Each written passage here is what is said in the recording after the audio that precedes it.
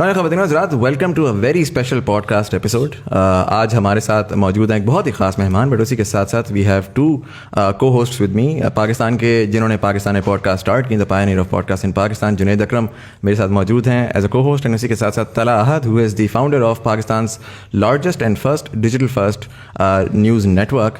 اور اس کے ساتھ ساتھ I like to introduce the guest ہمارے ساتھ آج موجود ہیں for the first time in the history of Pakistan. Pakistan کے former prime minister Imran Khan صاحب. Sir thank you so much for being part of the show. میں چاہوں گا کہ جنید بھائی آپ اسٹارٹ کریں ود کویسچن. السلام علیکم خان صاحب، thank you so much for the opportunity. Khan صاحب، ہم ٹریڈیشنل سوالوں پہ تو آئیں گے، لیکن I am gonna start with some thing جو کہ میں نے کبھی کسی انٹرویو میں نہیں دیکھا کسی نے آپ سے پوچھا ہو، and it's something very close to my heart. I mean you are a man of strong nerves. آپ نے ماشاء اللہ اسپورٹس میں اتنے سال دیے، پھر آپ کی اپنی 25 سال کی جد و جہد ہے political. We've seen you and people idolize you for your strength. But at the end of the day, you're a human being. And جو بھی recent developments ہوئے ہیں, it must have disappointed you in some way or the other. How are you feeling emotionally about this? دیکھیے جنید، پہلے سب کے لیے because میرا 70 سال کا آلموسٹ ہو گیا ہوں، تو آپ سب جو یوتھ ہے اس ملک کی، جو فیوچر ہے، اس کو ایک بڑی امپورٹنٹ چیز ریئلائز کرنی ہے کہ دیکھیں جو زندگی ہے نا، وہ کبھی ایک اسٹریٹ لائن میں نہیں جاتی. کوئی آج تک دنیا میں ایسا انسان نہیں آیا جو ایک دم زیرو سے ایک دم کامیاب ہو گیا. وہ ایک سائیکلز میں جاتا ہے. اونچ نیچ زندگی کا نام ہے، اور جتنا آپ اوپر کو ایم کریں گے اتنی آپ کو ڈاؤن سائڈ زندگی میں آئیں گے، برے وقت آئیں گے. جتنا آپ اوپر جائیں گے گریں گے بھی آپ کافی. سو دیکھیں، ایک یہ جو آپ کی زندگی کی جو اسٹرگل ہے، اگر آپ نے کوئی بھی چیز اچیو کی ہو، اور خاص طور پہ جو اسپورٹس ہے، اسپورٹس ایک بڑا ایک ایسا قیمتی سبق آپ کو سکھاتی ہے جو شاید اور کوئی چیز نہیں سکھاتی. اور وہ کیا ہے؟ ہار جیت. آپ کو ہارنے کے بھی ڈائنامک سمجھ آتے ہیں، آپ جیتنے کے بھی کو سمجھ جاتے ہیں کہ جیت پرماننٹ نہیں ہے. وہ تھوڑی دیر اگر آپ نے محنت نہ کی تو پھر آپ نیچے آ جائیں گے. تو یہ جو سائیکل ہے، یہ ایک میری ایسی ٹریننگ ہوئی ہے جو کسی پولیٹیشین کی وہ ٹریننگ نہیں ہے. کوئی پولیٹیشین نے 20 سال کھیلوں کی گراؤنڈوں میں ہار جیت نہیں دیکھی. سو کسی نے پولیٹکس میں پاکستان میں سوائے قائد اعظم کے 22 سال اپنی زندگی کے گزارے اپوزیشن میں نہیں ہے، کسی نے نہیں گزارے، اور مشکل وقت میں. سو دیکھیں، یہ میری بڑی مکس فیلنگز ہیں اس پہ. یہ جو ہوا ہے، ایک کہ اتنی بڑی باہر کی سازش ہوئی، اور وہ سازش کو کامیاب کرنے کے لیے پاکستان میں جو میر جعفر اور میر صادق، انہوں نے پورا ساتھ دیا ان کا، اور سب نے مل کے ایک الیکٹڈ گورنمنٹ کو گرایا جو 22 کروڑ لوگوں کی الیکٹڈ جو ریپرزینٹ کرتی تھی. اور وہ گرایا باہر کی سازش کیوں تھی؟ ہماری کیا قصور تھا کہ ہم ایک انڈیپینڈنٹ فارن پالیسی چلانا چاہتے تھے. دیکھیں، انڈیپینڈنٹ کا مطلب اینٹی امریکن نہیں ہے. میں کبھی بھی، بلکہ میں تو اینٹی انڈین بھی نہیں ہوں. میں تو بی جے پی اور RSS کی جو ریسسٹ پالیسی اور جو کشمیر میں انہوں نے کیا ہے اس کے خلاف ہوں. لیکن انڈیا میں ہر قسم کی سوچ ہے. میری دوستیاں بھی بڑی ہیں. امریکہ بھی ویسا ہی ہے. ٹرمپ کی ایڈمنسٹریشن سے میرے بڑے اچھے تعلقات تھے. بالکل.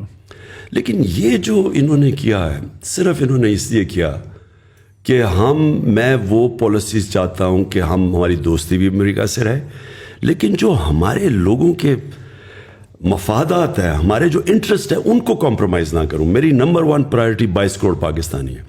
وہ یہ چاہتے تھے کہ ہم روس کی ٹرپ بھی کینسل کریں، روس کے ساتھ کوئی ہم ٹریڈ بھی نہ کریں، چائنا کے ساتھ اپنے کانٹیکٹس لمٹ کریں اپنی ریلیشن شپ، اور پھر یہاں بیسز بھی وہ مانگ رہے ہیں.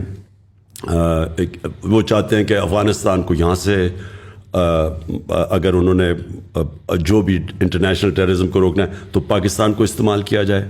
میرے خیال میں پاکستان کو کبھی کسی اور کی جنگ اور کانفلکٹ میں کبھی ہمیں شامل نہیں ہونا چاہیے. ہمیں امن میں ہونا چاہیے، جنگ میں نہیں ہونا چاہیے. تو یہ انہوں نے اپنے انٹرسٹ سمجھے کہ میرے ہوتے ہوئے وہ پاکستان کو ٹیشو پیپر کی طرح نہیں استعمال کریں گے. جس طرح وار آن ٹیرر میں انہوں نے ہمیں استعمال کیا، 80,000 پاکستانی ہمارے مارے گئے. ان کی جنگ لڑتے ہوئے پاکستان کو برا بھلا بھی کہا گیا. تو یہ تھی نمبر 1 چیز جس کی وجہ سے انہوں نے یہ ساری سازش کی. ان کو مل گئے یہاں ریسیپٹیو لوگ, اور ان لوگوں کے اندر وہ تھے جنہوں نے, اور یہ بائی دی وے یہ ماڈل اگر آپ فالو کریں جو انہوں نے پرائم منسٹر مصدق کو ایران میں گرایا تھا, تو وہ ایگزیکٹلی یہی چیزیں تھیں. پہلے انہوں نے پیسے چلائے میڈیا پہ, اس کو برا بھلا کیا, پھر انہوں نے مصدق کی جو پارٹی کے اندر پولیٹیشینس تھے ان کو خریدا, پھر جو اپوزیشن تھی اسے ڈیمونسٹریشنز کروائیں, جس طرح انہوں نے لانگ مارچ وغیرہ کی, وہ وہی ماڈل تھا. اور ایونچولی پھر پہلے سازش ہوئی اور پھر مداخلت کی. لیکن جو مجھے خوشی ہوئی وہ, اب یہ میں نے مکس فیلنگز کہا, میں نے کبھی پاکستانی قوم کو اس طرح اکٹھے ہوتے نہیں دیکھا. جو عموماً یہاں پرائم منسٹر جاتا ہے لوگ مٹھائیاں بانٹتے ہیں, یہ پہلی دفعہ میں نے دیکھا کہ قوم, میں خود بھی نہیں ایکسپیکٹ کر رہا تھا اس طرح نکلے گی جس طرح وہ سڑکوں پہ نکلی. جو جلسے 10 دنوں میں 3 بڑے شہروں کے اندر ریکارڈ جلسے ہوئے اور پبلک خود چل کے آئی.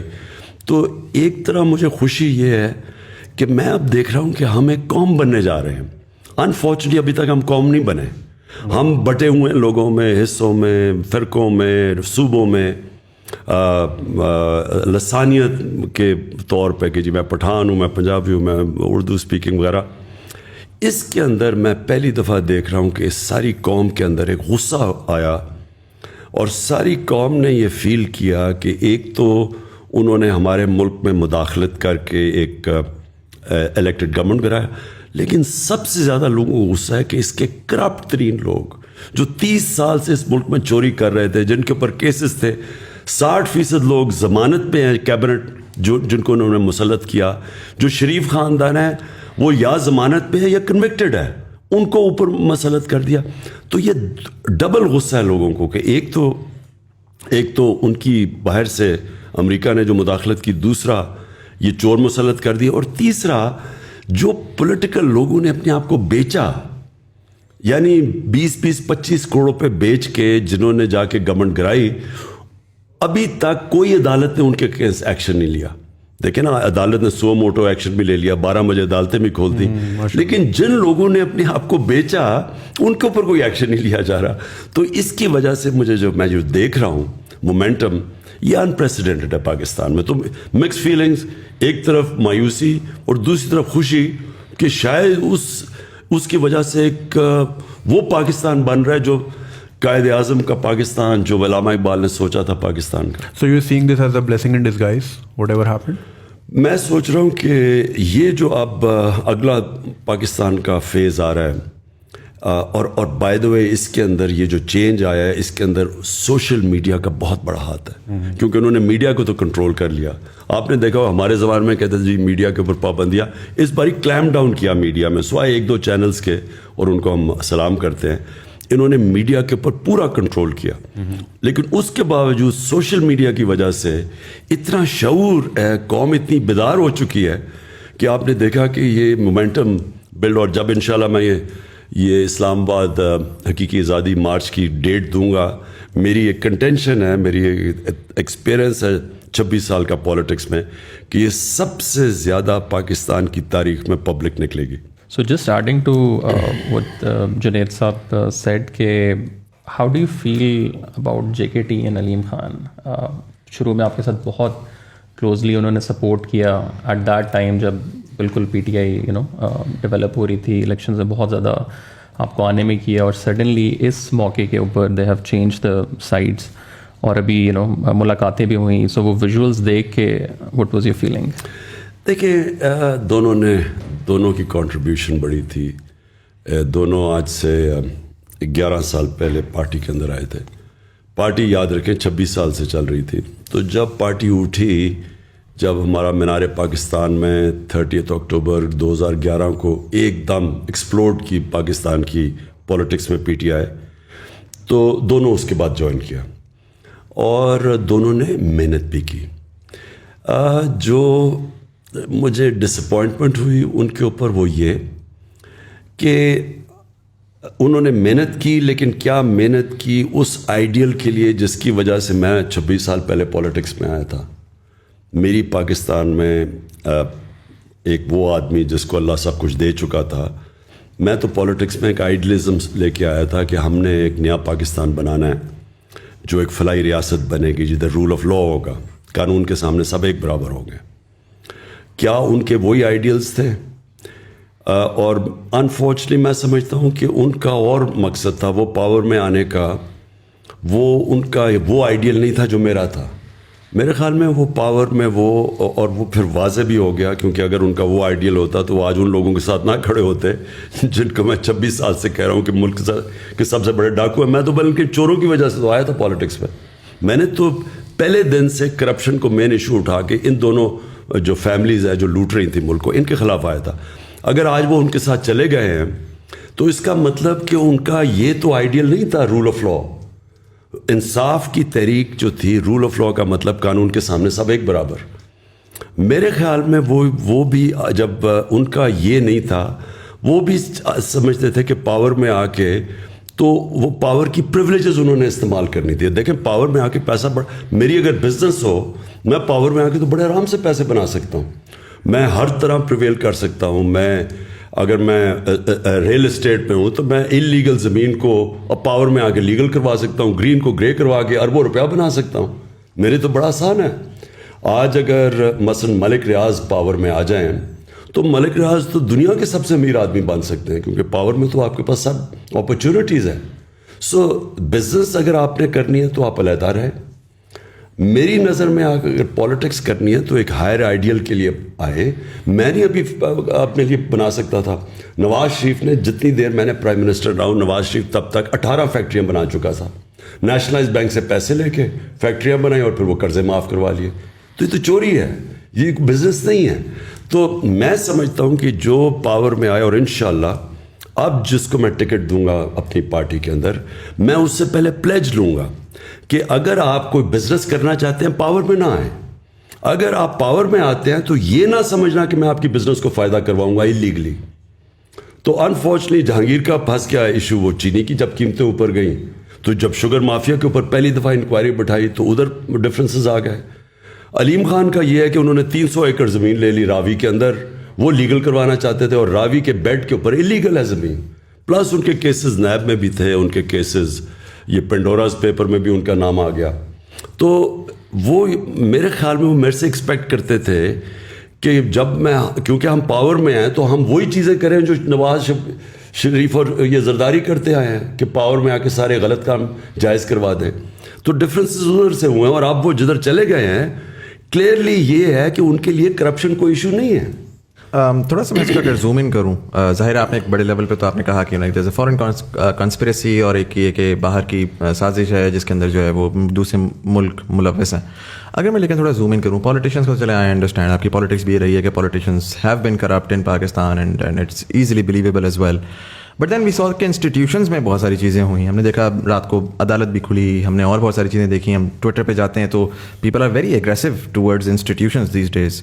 آپ کا اس کے بارے میں اگر میں تھوڑا سا آپ سے پوچھوں کہ زوم ان کر کے how do you feel about the judiciary and the establishment جو کنونشنل اسٹیٹس کو کنسیڈر ہوتی ہے؟ دیکھیں میں بڑا کانشیس ایک چیز کا ہوں کہ یہ ملک نے جب, اور میرے میں کوئی شک نہیں کہ یہ ملک نے بڑا عظیم ملک بننا ہے. میں آپ یہ کہیں گے کہ 3.5 سال میں نے رہ کے کیا ایکسپیرینس کیا, میں نے ریئلائز کیا کہ پاکستان کا جو پوٹینشیل ہے اس کو چھوٹا سا بھی 5% بھی ہم نہیں پہنچ رہے اس کے اوپر, کہ اس میں پوٹینشیل بہت ہے. اللہ نے بڑی, جدھر دیکھیں تو پوٹینشیل ہے اوپر آنے کا, ہر فیلڈ کے اندر پاکستان اوپر آ سکتا ہے. ہمارا پرابلم کیا ہے؟ رول آف لا نہیں ہے. ہمارا پرابلم یہ ہے کہ جو طاقتور ہے وہ اپنے آپ کو قانون کے نیچے نہیں لے کے آتا. سو جو اسٹرگل ہے اس وقت پاکستان کی وہ ہے انصاف کی. دیکھیں کوئی بھی دنیا میں آپ کوئی ملک لے لیں جدھر رول آف لا نہیں ہے وہاں غربت ہے. کوئی ملک لے لیں, ڈیولپنگ ورلڈ کا مسئلہ ہی رول آف لا نہ ہونے کا ہے. ہر ڈیولپنگ ورلڈ کے اندر ان کی جو رولنگ ایلیٹ ہے وہ پیسے چوری کر کے باہر, منی لانڈر کر کے باہر چلی جاتی ہے. جو فیکٹ آئی پینل کی رپورٹ ہے, سیکرٹری جنرل UN کے نیچے جو پینل بیٹھی تھی, $1.7 ٹریلین ہر سال, 1700 ارب روپیہ ہر سال غریب ملکوں سے چوری ہو کے, منی لانڈر ہو کے ویسٹرن کیپٹلز میں مے فیئر ٹائپ فلیٹس کے اندر آف شور اکاؤنٹس میں چلے جاتے ہیں. غریب ملک غریب ہوتے جا رہے ہیں, امیر امیر ہوتے جا رہے ہیں, کیونکہ وہ یہ پیسہ ادھر جب جاتا ہے ان کو تو نوکریاں وہاں ملتی ہیں, فائدہ ہوتا ہے. ہمارے ملک جدھر سے چوری ہو رہا ہے پیسہ وہ غریب ہو جاتا ہے. تو پرابلم کیا ہے, ہمارے پاس وہ انصاف کا نظام نہیں ہے جو طاقتور ڈاکو کو پکڑ سکے, وہ صرف کمزوروں کو پکڑتا ہے. اور اس لیے ہمارے نبی صلی اللہ علیہ وسلم نے, اس لیے انہوں نے یہ کہا تھا کہ جب ایک پریویلیج عورت تھی, قریش کی عورت, انہوں نے کہا جی اس کو سزا نہ دیں, تو انہوں نے تب کہا تھا, کیونکہ یہ تو جب قریش کی عورت ہے, اس نے جب چوری کی تھی, انہوں نے کہا کہ قوم تب تباہ ہوتی ہے جب چھوٹے چور کو آپ جیل میں ڈالیں اور طاقتور کو آپ NRO دے دیں, یعنی آپ چھوڑ دیں. یہ انہوں نے تب کہا تھا. آج ساری ڈیولپنگ ورلڈ کے اندر ایشو یہ ایک ہے کہ وہ طاقتور وائٹ کالر کرمنل کو نہیں پکڑ سکتے. ان کا جو سٹرکچر سارا بن گیا ہے, وہ یا پیسے ہوتے ہیں, پاورفل ہوتے ہیں, بچ جاتے ہیں. ابھی ساؤتھ افریقہ میں انہوں نے ایکس پریزیڈنٹ کو پکڑنے کی کوشش کی, وہاں جناب اس نے لوگ سڑکوں پر لگائے, کوئی 1200 لوگ مر گئے, وہ باہر پھر رہا ہے. تو جرت ان میں مورل اتھارٹی نہیں ہوتی طاقتور کو پکڑنے کی. تو ہمارا ایشو کیا ہے, میں یہ چاہتا ہوں کہ ہمارے جو ادارے ہیں وہ جب تک ان کے اندر یہ چیز نہیں آئے گی, مشنز ان کی, جب تک ان کے اندر یہ جہاد کا جذبہ نہیں آئے گا کہ طاقتور کو جیل میں ڈالے, ان کو جب پکڑے. یہ ایشو یہ ہے پاکستان کا. ہمارے جو بڑے انسٹیٹیوشن جو کر سکتے ہیں, میں نے 3.5 سال میں کیا دیکھا. اب ہم کیا, عدلیہ آزاد ہے, ہم تو کچھ نہیں کر سکتے تھے. نیب آزاد ہے, نیب ہمارے کنٹرول میں نہیں تھی. تو ہم کیا کرتے تھے, اب یہ شہباز شریف کا اوپن اینڈ شٹ کے ساتھ 16 ارب روپیہ پکڑا گیا ہے اس کے نوکروں کے نام پہ, جو FIA نے پکڑا. ہم وہ اس کو کنوکٹ ہی نہ کروا سکیں. یہ سال پہلے انگلینڈ میں ہوتا, ابھی تک 1.5 سال پہلے یہ جیل میں ہونا تھا. وہ کبھی اس کی کمر میں درد ہے, کبھی وہ بینچ ٹوٹ جاتا تھا, کبھی کچھ. ہمارا جو انصاف کا نظام تھا وہ پکڑتا ہی نہیں تھا اس کو. یہ ساروں کے جو کیس ہیں, ایک میں مزامل کمپلیٹ کر لوں. 95% جو کیسز ہیں نیب کے اندر وہ ہمارے زمانے کے پہلے سے ہیں. اس 3.5 سال میں وہ کنوکٹ نہیں ہو سکے. سو یہ آپ کو کیا چیز سامنے آتی ہے؟ سامنے ہی آتی ہے کہ ہمارے اداروں میں کیپبلٹی نہیں ہے اور ول نہیں ہے پکڑنے کی. اور انفارچونیٹلی ہمارے اداروں کے اندر وہ لوگ بیٹھے ہوئے ہیں جو اس کرپٹ سسٹم سے فائدہ اٹھاتے ہیں. سو ہمیں جو کوشش کرنی چاہیے, دیکھیں کوشش جو کرنی چاہیے کہ ان اداروں کے اندر پبلک کا پریشر آئے. دیکھیں عوام کا, میں صرف ایک پریشر ہے, آج عوام کا پریشر پڑا ہوا ہے. عوام کا پریشر آنا چاہیے ان اداروں کے اوپر کہ آپ نے یہ جو کرمنلز ہمارے اوپر بٹھا دیے ہیں, یہ آپ کی ذمہ داری ہے, اب ان کو پکڑیں. ہم نے شہری تو نہیں پکڑ سکتے نا ان کو. اور سب کو پتہ ہے یہ 30 سال سے چوری کر رہے ہیں پیسہ. میں 26 سال کے ان کے خلاف جہاد کر رہا ہوں, لیکن میں تو نہیں پکڑ سکتا نا. پکڑنا تو عدلیہ نے ہے, نیب نے پکڑنا ہے. ہم نے تو اپنا کام کر دیا تھا FIA میں. اب ان کو ساروں کو NRO 2 مل گیا. پہلے مشرف نے NRO 1 دیا, اب یہ NRO 2 مل گیا ان سب کو. ڈو یو تھنک کہ دیکھیں یہ تو چلیں آئی انڈرسٹینڈ, آپ نے کہا کہ ایک مورل وہ ہوتی ہے, اپنے اندر ایک سوچ ہوتی ہے جس کے تھرو یہ کریں گے. کیا ہم سوچ کے اوپر ریلائی کریں گے؟ Do you think there is a systematic change جو کہ پوٹینشلی آپ لے کر آ سکتے ہیں, جس میں جوڈیشل ریفارمس کی بات ہے یا اگین اسٹرکچرل چینج کی بات ہے, جس کے تحت مطلب کیا آپ ایسا کر سکتے ہیں؟ میں کہتا ہوں فار ایگزامپل پبلک سپورٹ بھی آ جاتی ہے. پبلک سپورٹ اسی طریقے سے آئے گی کہ مے بی ایک ارلی الیکشن کی کال ہو جاتی ہے, اس میں آپ پاور میں بھی آ جاتے ہیں. ازیوم کرتا ہوں کہ آپ پاور میں آ جاتے ہیں, what differently can you do? اگر تو آخر میں انصاف کا یہی نظام ہے اور آپ کے پاس کوئی مینڈیٹ ہی نہیں ہے. دیکھیں جب آپ پاور میں آتے ہیں نا اچھی میجورٹی سے, آپ قانون چینج کر سکتے ہیں, آپ قانون وہ بدل سکتے ہیں. ہر جو قانون رکاوٹ بنے ہوئے ہیں ان کو جو بچاتے ہیں, جو میں نے سیکھا 3.5 سال میں, میں کنونسڈ ہوں کہ اگر صحیح معنی میں میجورٹی نہیں ملے گی, میں پاور میں آنا ہی نہیں چاہتا. کیونکہ اس کا مطلب اس باری ہاتھ بندھے ہوئے تھے, ہر جگہ ہم جکڑے پھنس جاتے تھے. ہمارا ادھر سے قانون ہم لے کے آتا, وہ سینٹ میں پھنس جاتا تھا جا کے. اچھا وہاں آتا تھا ہم وہ قانون ہی نہیں بدل سکتے تھے. ان کو اب ہم کرمنل لا ریفارمز ہم لے کے آئے کہ جلدی سسٹم ہو, لیکن وہ ہمارے پاس طاقت نہیں تھی کہ ہم ان کو انفورس کر سکتے. ہم نے سول پروسیجر کوڈ کی کہ 1 سال سے زیادہ زمین کا کیس نہیں چل سکتا, سارے سول 1 سال میں فیصلہ ہوں گے, لیکن وہ ہر جگہ کے اسٹے آرڈر مل جاتا تھا. ریگولیٹرز, میں آپ کو مثال دیتا ہوں کتنی فرسٹریٹنگ تھی. اب ریگولیٹرز ہیں, ریگولیٹر کا مطلب اب یہ مثلا شوگر مافیا ہے, سیمنٹ کے اندر کارٹلز بنے ہوئے ہیں, بڑے بڑے کارٹلز بنے ہوئے ہیں, آئل مارکیٹنگ کمپنیز کے کارٹل ہیں, اور ان کو پروٹیکٹ کون کرتا ہے عوام کو ان کارٹل سے؟ Competition commission. کمپٹیشن کمیشن کا یہ حال تھا کہ 11 سالوں سے ان کے اندر اسٹے آرڈرز پھنسے ہوئے تھے. یعنی جو یہ بڑے کارٹلز تھے انہوں نے اسی کے ہاتھ باندھ دیے تھے کمپٹیشن کمیشن کے, تو وہ جا کے اسٹے آرڈر لے لیتے تھے. 800 اسٹے آرڈرز ہیں, 8 ہم نے ٹاپ ریگولیٹرز کے جن کا کام ہے عوام کی انٹرسٹ کو پروٹیکٹ کرنا. 8 ریگولیٹرز کے اوپر 800 اسٹے آرڈرز تھے, 250 ارب روپیہ پھنسا ہوا تھا ادھر, وہ فیصلے نہیں ہوتے تھے. تو یہ شوگر مافیا کے اوپر جب انکوائری کی ان کے اوپر, وہ سارے جا کے انہوں نے وہ پھنسے ہوئے ہیں, وہ عدالتوں میں کیس چل رہے ہیں.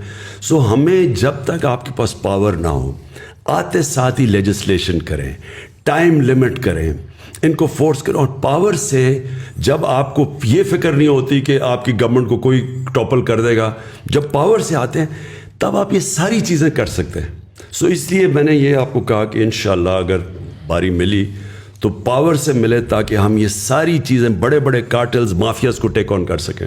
اچھا خان صاحب, آپ نے obviously you have an I for talent, آپ کو پتہ ہے وسیم اکرم کو کب اوور دینا ہے, 1 ڈاؤن پہ کس کو بھیجنا ہے. سو آپ کے اندر ایک ہی چیز ہے, اوبیسلی وہ لیپس ہوا جب اب JKT صاحب اور علیم خان صاحب, آپ کے پاس ٹائم بھی کافی تھا to scrutinize, but obviously I mean human error is available, ہو جاتا ہے.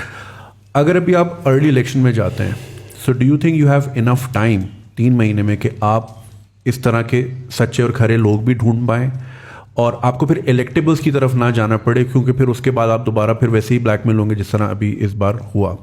تو ڈو یو تھنک 3 مہینے کا time is enough to find those candidates اور پھر ان سے پلیج لینا یا ان کی اسکروٹنائز کرنا؟ دیکھیں, جو میں پھر سے کہتا ہوں, جو 3.5 سال آئی میری زندگی کا سب سے مشکل سال تھے, لیکن ان میں سب سے زیادہ میں نے زندگی میں سیکھا گورنمنٹ کی ورکنگ کیا ہے, بیوروکریسی میں پازیٹیو نیگیٹیوز کیا ہے, کیا ہمارا جو سب سے بڑا پرابلم ہے کہ کی منسٹریز کے اندر ہمارے پاس ایکسپرٹس نہیں ہیں, اور ایکسپرٹس جب تک آپ پہلے نہ لے کے آئے ہیں, جو سسٹم ایسا بنا ہوا ہے, ہم نے جب کوشش بھی کی کہ ایکسپرٹس لانے کی, وہ ایک پورا مافیا بیٹھا ہوا تھا اندر کی منسٹریز میں جو ان کو اندر ہی نہیں گھسنے دیتا تھا, وہ چھوڑ کے چلے جاتے تھے. پھر نیب کے پرابلمز ہو گئے, نیب کے اندر کئی انہوں نے ایسے کیسز کیا کہ وہ جو باہر سے اب جب اسپیشلسٹ لانا چاہتے تھے وہ ڈر کے ہی نہیں آتے تھے, کیونکہ نیب کے کیسز وہ بھی عجیب, وہ بھی ایک اور پرابلم تھا. یہ ساری چیزوں کی ہم نے اب دیکھا, تو ہمیں باہر سے کئی ایریاز میں کی منسٹریز میں ایکسپرٹس ابھی سے ہی ہم وہ ان کو ڈھونڈ رہے ہیں کہ ہم جب آئیں تو ہمارے پاس ایکسپرٹس ہوں. ہمارے پاس وہ ایکسپرٹیز نہیں ہے. آئی ٹی جو ہے اب یہ کتنی بڑی چیز ہے, یہ اس کے اندر یعنی ہندوستان کی 140 ارب کی ایکسپورٹس ہیں, اور انہوں نے 1 ارب سے شروع ہوئے تھے 20 سال پہلے, آج 140 ہے. ہمارا ذرا ہم نے آ کے پہلی 75% انکریز ہماری آئی ٹی ایکسپورٹس کے ہوئی ہیں ہمارے 2 سالوں میں, صرف ہم نے ریگولیشن. لیکن اس کے لیے بھی آپ کو ایکسپرٹس چاہیے. دنیا پاکستانی سلیکن ویلی میں ایسے پاکستانی ہیں جن سے ہماری بات چیت چل رہی ہے. سو دیکھو کئی منسٹریز میں آپ کو پروفیشنلز اور ایکسپرٹس باہر سے لانے پڑیں گے, اندر ایگزسٹ نہیں کرتے, نمبر 1. نمبر 2, اپنے اندر وہ لوگوں کو ہم ابھی سے سوچ رہے ہیں ٹکٹ, جو لوگوں کی کمٹمنٹ ہی نہیں ہے, صرف پاور میں آتا ہی صرف ذاتی مفادات کے لیے ہیں, ان کو تو ہم صفایا کریں گے. اب تو چاہے ہار بھی جائیں الیکشن, ان کو تو ہم نے ٹکٹس نہیں دینے. ٹکٹس دیں گے وہ لوگ جو کہ کمیٹڈ ہیں, جن کی کوئی آئیڈیلزم ہے, کم از کم کور ہمارے پاس ہو جو آئیڈیلسٹک ہے. وہ ہم نے ابھی بھی فیصلہ کیا کہ ہم نے ٹکٹس ان لوگوں کو دینے. اور سب سے بڑی بات یہ دیکھیں, جب آپ کے پاس, اور جو ہم نے چیزیں سیکھ لی ہیں پارلیمنٹری ڈیموکریسی میں, اگر آپ کے پاس میجورٹی نہیں ہے, صحیح میجورٹی, اور آپ آرام سے پارلیمنٹ کو نہیں چلا سکتے اور گورن نہیں کر سکتے, آپ کبھی بھی ریفارمز نہیں کر سکتے. جو ہمارے پاس ایک کولیشن گورنمنٹ اور تھوڑی سی اکثریت سے تھی, اس کا سب سے بڑا پرابلم یہ تھا کہ ہم ہر وقت ونربل تھے کہ گورنمنٹ چلے گی یا نہیں. ہر بجٹ کے اوپر ہمیں مصیبت پڑ جاتی تھی کہ جی نمبر پورے ہوں گے یا نہیں ہوں گے. ہمارا سسٹم ایسا بنا ہوا ہے سینٹ کے الیکشنز کا کہ وہاں پیسے چلتے ہیں. ہاں, یہ جو الیکشن کمیشن بیٹھا ہوا ہے, سپریم کورٹ میں ہم گئے, اس نے موقع دیا سپریم کورٹ نے کہ سینٹ کے ووٹ کو ویریفائبل کر دو تاکہ یہ پیسہ نہ چلے. پتہ تو چلے کہ ووٹ, کیونکہ سیکرٹ بیلٹ ہے, اس میں بک جاتے ہیں لوگ. وہ الیکشن کمیشن نے ریجیکٹ کر دیا. یوسف رضا گیلانی کا بیٹا پیسے دیتے ہوئے پکڑا گیا, اس نے اس کو چھوڑ دیا. تو ہمارا جو سسٹم بن چکا ہے نا, وہ سسٹم ہی کا انکریج کرتا ہے کرپشن. یہ سب چیز ختم ہوگی جب آپ کے پاس اکثریت ہو, بھاری اکثریت ہو. خان صاحب, دوسرا آپ کو کیا لگتا ہے کہ اسٹیبلشمنٹ کے ساتھ واٹ وینٹ رانگ؟ مطلب پورا بیانیہ جو پچھلے 3-4 سال میں ہم لوگ سن رہے تھے کہ پہلی دفعہ فوج اور حکومت ایک پیج کے اوپر ہے, اور پچھلے 3-4 مہینے تک بھی یہی والی چیز تھی. سو اچانک آپ کے خیال سے کوئی ایسا ایونٹ ہوا ہے جس کی وجہ سے چیزیں فلپ ہوئی ہیں؟ آپ کو پرسنلی کیا لگتا ہے؟ دیکھیں, ایک چیز کہا جاتا ہے کہ جی وہ جنرل فیض کے اوپر سارا کچھ کوئی بدمزگی ہوئی ہے. میں پہلے کلیئر کر دوں, یہ اور وہ سارا کہ جی آرمی چیف بنانا چاہتا ہے عمران خان جنرل فیض کو, یہ ادھر سے شروع ہوا. دیکھیں, یہ جو آرمی چیف نواز شریف اپنا بنانا چاہتا تھا اور اس نے بنائے بھی, اور پھر آپ کو سب کو پتہ ہے کہ کیا ہوا, اس نے آرمی چیف سیک بھی کیا, اس نے پھر وہ جنرل مشرف کا, وہ جنرل ضیاء کا, اس نے اس کو اپوائنٹ کر دیا, پھر وہ کو ہو گیا. یعنی یہ جنرل پہلے نواز شریف کا مسئلہ کیا تھا, کیوں وہ سارا وقت اس کی آرمی چیف سے لڑائی رہتی تھی؟ کیونکہ وہ آرمی کو کنٹرول کرنا چاہتا تھا, وہ آرمی کو پنجاب پولیس بنانا چاہتا تھا. وہ کیوں بنانا چاہتا تھا؟ کیونکہ اس نے سارے پاکستان کے اداروں کو کنٹرول کر لیا تھا. سارے پاکستان کے جو ادارے جو اس کو چیک کر سکتے تھے, FBR تھی, نیب تھی, یہ سب اس کے کنٹرول میں تھے. عدلیہ کو بھی وہ کنٹرول کر کے بیٹھا ہوا تھا. جب ایک چیف جسٹس اس کے کنٹرول میں نہیں تھا تو ڈنڈوں سے اس نے سپریم کورٹ کے اوپر حملہ کیا تھا, جسٹس سجاد علی شاہ کے, اور پھر پیسے دیتا تھا ججز کو. جو کوئٹہ بینچ کو پیسہ چلا وہ سارا جسٹس سجاد علی شاہ نے اپنی کتاب میں لکھا ہوا ہے کہ کیسے وہ جا کے رفیق تارڑ اور شہباز شریف نے جا کے جج خریدے کوئٹہ کے اندر. یہ سارا تاریخ کا حصہ ہے. اس کا پرابلم کیا ہوتا تھا کہ فوج ایک ادارہ تھا جس کو وہ کنٹرول نہیں کر سکتا تھا, تو اس کی کوشش ہوتی تھی اپنا آرمی چیف بٹھانے کی, کیونکہ اس کا ڈر یہ ہوتا تھا کہ وہ ایک کمپلیٹ پاور چاہتا تھا. اور دوسرا, وہ جو چوری کر رہا تھا پاکستان کا پیسہ, منی لانڈر کر کے باہر بھیجتا تھا, وہ فوج کو پہلے پتہ چل جاتا تھا کیونکہ ISI کے پاس ساری رپورٹ آ جاتی تھی. تو اس سے وہ ونریبل فیل کرتا تھا, اس لیے کنٹرول کرتا تھا. میرا کبھی نہ فوج سے کوئی ایشو ہوا ہے, کیونکہ میں نے نہ کبھی مداخلت کی ہے, نہ میں نے کبھی سوچا کہ میں کبھی اپنا آرمی چیف لے کے آؤں. یہ میرا ہمیشہ فوج کا کہ میں یہ سمجھتا تھا کہ فوج کے ادارے کو مضبوط ہونا چاہیے. میں چاہتا تھا کہ پولیس کا ادارہ مضبوط ہو, میں جوڈیشری کے ادارے کو مضبوط چاہنا. میں نے کبھی جوڈیشری میں کوئی مداخلت نہیں کی.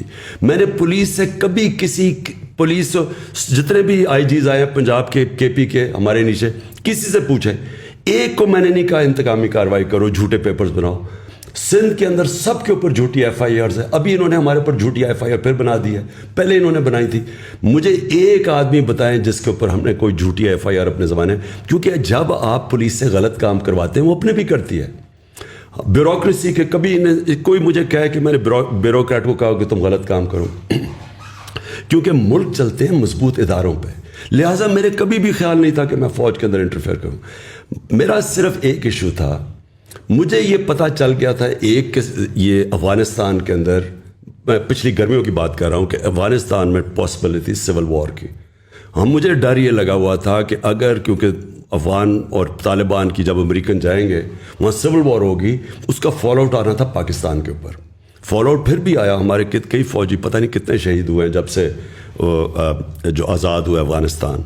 تو میں چاہتا تھا کہ اس وقت جو ہمارے ISI کا چیف تھا وہ 5 سال سے تھا, میں چاہتا تھا کہ یہ سردیوں میں جو سب سے ہمارا مشکل ٹائم ہے اس کو ہونا چاہیے. سیکنڈلی مجھے پتہ چل گیا تھا یہ پوری انٹریگ کر رہے ہیں نون لیگ والے, اور یہ ان کی پوری کوشش تھی یہ ساری سردیوں میں یہ جو انہوں نے کیا ہے. یہ پچھلی مجھے جولائی سے پتہ چلنا شروع ہو گیا تھا کہ انہوں نے پورا پلان بنایا ہوا گورنمنٹ کرانے کا. تو میں نہیں چاہتا تھا کہ ہمارا جو انٹیلیجنس چیف چینج ہو جب تک یہ سردیاں نہ نکلے. میں نے تو اپنی کیبنٹ میں, میں تو یہ اوپنلی کہا تھا, یہ چھپی بات نہیں ہے, میں اوپنلی یہ کہہ رہا تھا کہ جب مشکل وقت ہے تو آپ اپنا مین جو آپ کا انٹیلیجنس چیف ہے اس کو چینج نہیں کرتے, کیونکہ اسی وہ آئیز اور ایئرز ہے گورنمنٹ کی. تو یہاں یہ چلا گیا, یہ تاثر یہ دیا جا رہا ہے کہ میں وہ اس لیے اسے رکھ رہا تھا, میں جنرل فیض کو آرمی چیف بنانا چاہتا تھا. میں نے آج تک, مجھے یہ قوم جانتی ہے 40 سال سے, جب میں کرکٹ کیپٹن تھا, کرکٹ کیپٹن سے پہلے بھی جانتے. آج اگر کوئی مجھے یہ کہہ دے کہ عمران خان نے کبھی میرٹ کے خلاف کچھ کیا, میں 10 سال کرکٹ کیپٹن تھا, سب کو پتہ ہے کہ میرے زمانے میں کبھی میرٹ وائلیٹ نہیں ہوئی. میں نے شوکت خانم بنایا, آج پاکستان کی پریمیئر انسٹیٹیوشن ان ٹرمز کے انٹرنیشنلی ریکگنائزڈ ہے. جوائنٹ کمیشن انٹرنیشنل دونوں ہاسپٹلس کو انہوں نے سرٹیفائی کیا ہوا ہے, وچ مینس 4 پاکستان میں ہاسپٹل جن کو انٹرنیشنل سرٹیفیکیشن ہے. آج مجھے بتایا کہ کبھی شوکت خانم کے اندر سوائے میرٹ کے کچھ میں نے کیا ہو. نمل یونیورسٹی میں نے بنائی, اس کے اندر سارا میرٹ ہے, کوئی میرے رشتہ دار ان کو نہیں لے کے آیا, میرٹ پہ جو آتا ہے. میں نے کبھی, میں یہ سوچ بھی نہیں سکتا کہ آرمی چیف کے اوپر سوائے میرٹ کے میں کوئی اور فیصلہ کروں. میرا تو کوئی انٹرسٹ ہی نہیں ہے, مجھے تو کوئی اپنی کرپشن نہیں چھپانی, مجھے تو کسی سے کوئی خوف نہیں ہے. میں تو چاہوں گا کہ میری فوج کا ادارہ مضبوط ہو. تو یہ پھر پھیلایا گیا کہ عمران خان اپنا آرمی چیف لانا چاہتا ہے اور جنرل فیاض, یہ بعد میں ساری چیزیں کہیں گئی ہیں, میرے ذہن میں یہ کبھی نہیں تھا. لیکن آپ کو لگتا ہے کہ اس کے علاوہ بھی کوئی بات ہوئی ہے جو ابھی تک پبلکلی نہیں آئی؟ مطلب بہت سے لوگ کہتے ہیں کہ جی پی ٹی آئی گورنمنٹ جو تھی وہ فارن پالیسی کنٹرول کر رہی تھی, وہ یہاں سے نہیں ہونی چاہیے, وہ وہاں سے ہونی چاہیے. دیکھیں, میں نے تو جب سے آج سے چھوڑے 26 سال پہلے جب میں پالیٹکس شروع کیا ہے, تو میں نے تو کبھی اپنی جو میری اسٹیٹڈ ایم تھا فارن پالیسی کا, اس سے کبھی میں پیچھے نہیں ہٹا. میرا ہمیشہ یہ تھا کہ پاکستان ایک خوددار قوم ہے, لا الہ الا اللہ کا اس کا نعرہ ہے, یہ کبھی اس کو کسی قوم کے سامنے جھکنا اور غلامی نہیں کرنی چاہیے. آپ میرے 26 سال پہلے ساری اسٹیٹمنٹس پڑھ لیں. میں نے 26 سال پہلے کہا تھا کہ میں نہ کبھی کسی کے سامنے جھکاؤں, نہ کبھی قوم کو جھکنے. 26 سال سے میں ایک ہی چیز کہہ رہا تھا. میں نے وار آن ٹیرر کو سارا وقت اپوز کیا, کیونکہ ہم کسی کی جنگ لڑ رہے تھے. میں اکیلا آدمی تھا جو ساری جگہ اس کے خلاف. امریکہ میں جا کے میں نے کہا, ایشین سوسائٹی میں جو امریکہ کیا, اس کے اندر تھنک ٹینکس میں نے جا کے ایک ہی بات کی کہ یہ پاکستان کی جنگ نہیں تھی, ہم نے اپنی قربانی دی ہے. ہمیں امریکہ کی جنگ کے اندر ہم نے اپنے ملک کو قربان کیا ہے, لوگوں کو 80,000 اپنے لوگ قربان کیے. ملک کے کوئی نہیں بات کرتا قبائلی علاقہ کے لوگوں سے کیا گزرا ہے, سارا قبائلی علاقہ ہم نے ڈیوسٹیٹ کیا. تو میں ہمیشہ چاہتا تھا کہ پاکستان ایک آزاد ملک ہو, خوددار ملک ہو, اس کی فارن پالیسی آزاد ہو, ہم IMF کے غلام نہ بنیں, اور یہ کبھی چینج نہیں ہوا. تو میں نے تو جو اپنی فارن پالیسی تھی اسی کے مطابق رکھی. ہمارا انٹرسٹ کیا ہے؟ چائنا ایمرجنگ دنیا کی اکنامک اسٹرینتھ ہے, ہمیں چائنا کے ساتھ ہمیشہ اچھے تعلقات, ہمارا نیبر بھی ہے, ہمارے ٹریڈیشنل تعلقات ہیں. ادھر سے پش بیک یہ آتی تھی کہ تم کٹیل کرو گے چائنا سے زیادہ, کیونکہ امریکہ اور وہ بلاکس میں جا رہے تھے. ہم نے کہا ہم دونوں سے دوستی رکھیں گے, اور ہم نے کبھی اینٹی امریکن میری پالیسی تھی. اور دوسری چیز یہ جو رشیا کا ٹرپ, ہمارے لیے رشیا سے, اگر ہندوستان رشیا سے سستا تیل خرید سکتا ہے تو ہم کیوں نہیں خرید؟ ہندوستان کو ان کو اسٹریٹجک ایلا ہے, ان کوڈ کا حصہ ہے. ہمیں تو وہ کہ 3 میں نہ 13 میں ہمیں حکم دے رہے ہیں کہ ان سے نہ 30% کم پہ تیل مل رہا تھا, 30% کم پہ 20 لاکھ ٹن گندم ہم نے خریدنی تھی, وہ ہمیں سستی مل رہی تھی. تو میرا تو انٹرسٹ اپنے لوگ ہیں. اور پھر بیسس پاکستان میں بالکل بلیو نہیں کرتا, کیونکہ ہم ایک دم ملوث ہو جاتے ہیں کسی کی جنگ میں. سو دیئرفور میری فارن پالیسی ہمیشہ کلیئر تھی. اگر اور لوگوں کو یہ چیز پسند نہیں تھی تو میں نہیں جانتا, لیکن میں پرائم منسٹر تھا, میں چیف ایگزیکٹو ہوں, میرا پروڈاگٹیو ہے فارن پالیسی, اور یہ میری فارن پالیسی تھی. تھوڑا سا کانورزیشن کو میں سوئچ کروں گا. آپ نے پہلے اس میں ظاہر ذکر کیا ایک overall things that you are seeing, اس میں یہ بات آتی ہے کہ نظام کرپٹ ہے. It's not just these individuals but, اور پہلے بھی میں آپ کا سنتا رہا ہوں تو سوسائٹی ہماری انفارچونیٹلی مورلی بھی کرپٹ ہو چکی ہے, اور بہت سارے اس میں مسائل ہیں. تو نظام بار بار نظر آتا ہے. اگر میں آپ سے پوچھوں اگین, اگر میں اس پرٹیکولر انسیڈنٹ کو اٹھاؤں تو ہم دیکھتے ہیں کہ پارلیمنٹری سسٹم جو ہے وہ بڑے آرام سے کنٹرول ہو سکتا ہے. سسٹم ہی ایسا ہے جس کے اندر اس میں ایک تو 2 مسئلے مجھے نظر آتے ہیں. پہلا تو یہ ہے کہ اگر میں آپ کی پارٹی کی بات کروں تو at this point in time, if I were to look at it, I think 95% of the people are voting for you, they not voting for the individual standing in the constituency. And so وہ آپ کے نام پہ vote کر کے آتے ہیں, اور پھر آخر میں آ کے وہ they go towards some other party, and essentially so do you think کہ ابھی جو آپ کو ایک پبلک سپورٹ اور پبلک سینٹیمنٹ ملی ہوئی ہے, اس میں آپ صرف الیکشنز کے لیے ہی کریں گے, یا آپ کو لگتا ہے کہ شاید پاکستان کو ایک ڈفرینٹ نظام کی ضرورت ہے؟ پریزیڈینشیل سسٹم کی ملٹیپل ٹائمز بات ہوئی. اگر میں زیادہ اس کو میکرو پہ لے جاؤں تو ہم نے تو ہمیشہ ایک ویسٹرن سسٹم دیکھا نا. برٹش کے بعد ہم پاکستان میں جو ان کا بنایا ہوا سسٹم تھا اسی کو ہم آگے لے کر جا رہے ہیں. بٹ دنیا میں بہت سارے اور نظام ایگزسٹ کر رہے ہیں. چائنا کا اپنا اسٹائل ہے, ٹرکی کا اپنا اسٹائل ہے. ڈو یو تھنک کہ ہمارے پاکستان کو بھی ایک ری امیجنیشن کی ضرورت ہے, مے بی ایک نئے کانسٹیٹیوشن کی ضرورت ہے, مے بی ایک نئے اسٹرکچر کی ضرورت ہے. پہلے تو ایک چیز یاد رکھ لیں, کوئی بھی دنیا کا نظام لے آئے, اس کے اوپر شریف اور زرداری بٹھا دے, وہ سارے نظام کرپٹ ہو جائیں گے. آج آپ انگلینڈ کے اندر وہ نواز شریف جو اس کو کسی طرح پرائم منسٹر بنا دیں انگلینڈ کا, میں آپ کو گارنٹی کرتا ہوں کہ 10 سال میں وہ مقروض ہو جائے گا ملک, اور وہ پاکستان سے کہے گا کہ ہمیں قرضے دو. دیکھیں, سب سے پہلے تو جو پارلیمنٹری ڈیموکریسی کے اندر آپ کو ایک چیز سمجھنی ہے, جو برطانیہ کی, جو میں بڑی کلوزلی دیکھا ہوا اور اسٹڈی کیا, اس کا جو بیسز ہوتا ہے نا, وہ بنیاد جو رکھی جاتی ہے وہ رکھی جاتی ہے امر بالمعروف پہ, کہ ان کی جو موریلٹی ہے ایک مورل سٹینڈرڈز کے اوپر پارلیمنٹری ڈیموکریسی کھڑی ہوتی ہے. دیکھیں, ڈیموکریسی ایک پارلیمنٹ کے پاس تو فوج نہیں ہے, لیکن ان کے پاس مورل اتھارٹی ہوتی ہے. جس وقت آپ کی ڈیموکریسی میں مورل اسٹرینگتھ چلی جاتی ہے, اس وقت ہمارے ملک میں ہمیشہ فوج آتی ہے اور لوگ مٹھائیاں بانٹتے ہیں, کیونکہ جب وہ کھو بیٹھتے ہیں نا اپنی اخلاقی جواز, کیونکہ ڈیموکریسی چلتی اخلاقیات کے اوپر ہے. کیوں یہ پہلی دفعہ ہوا ہے کہ ایک دفعہ ایک گورنمنٹ کو گرایا گیا اور لوگ سڑکوں پہ آ گئے؟ کیونکہ ہماری گورنمنٹ نے اخلاقی جواز نہیں کھویا تھا. عمران خان کوئی کرپشن نہیں کر رہا تھا, ہم کوئی یہاں سے پیسے چوری کر کے باہر نہیں لے کے جا رہے تھے. اس لیے لوگوں کو ایک غصہ آیا کہ باہر کی مداخلت اور اندر سے میر جعفروں نے گرا دی, اس لیے پبلک نکلی. تو نمبر 1 ایک چیز پلیز یہ یاد رکھ لیں کہ ویسٹ منسٹر ڈیموکریسی اس لیے چلتی ہے کہ وہاں تصور ہارس ٹریڈنگ کا نہیں ہے. کوئی سوچ ہی نہیں سکتا کہ وہ اپنی ووٹ بیچے گا. ان کی مورل سٹینڈرڈ اتنی ہائی ہیں. وہاں ایک ایکسپینسز کا کیس چلا تھا برٹش پارلیمنٹ میں, 4-5 ہزار پاؤنڈ کے اوپر 8 10 لاکھ روپے کے ایکسٹرا ایکسپینسز پہ 3 سال کی پارلیمنٹرینز کو جیل دی. اور جج جب جیل میں کہہ رہا تھا تو اس نے کہا کہ میں تمہیں اس لیے جیل رہا ہوں کیونکہ تم پارلیمنٹ پبلک ریپرزینٹیٹیوز ہو, تمہارا جو مورل سٹینڈرڈ ہے وہ عوام سے زیادہ اوپر ہے.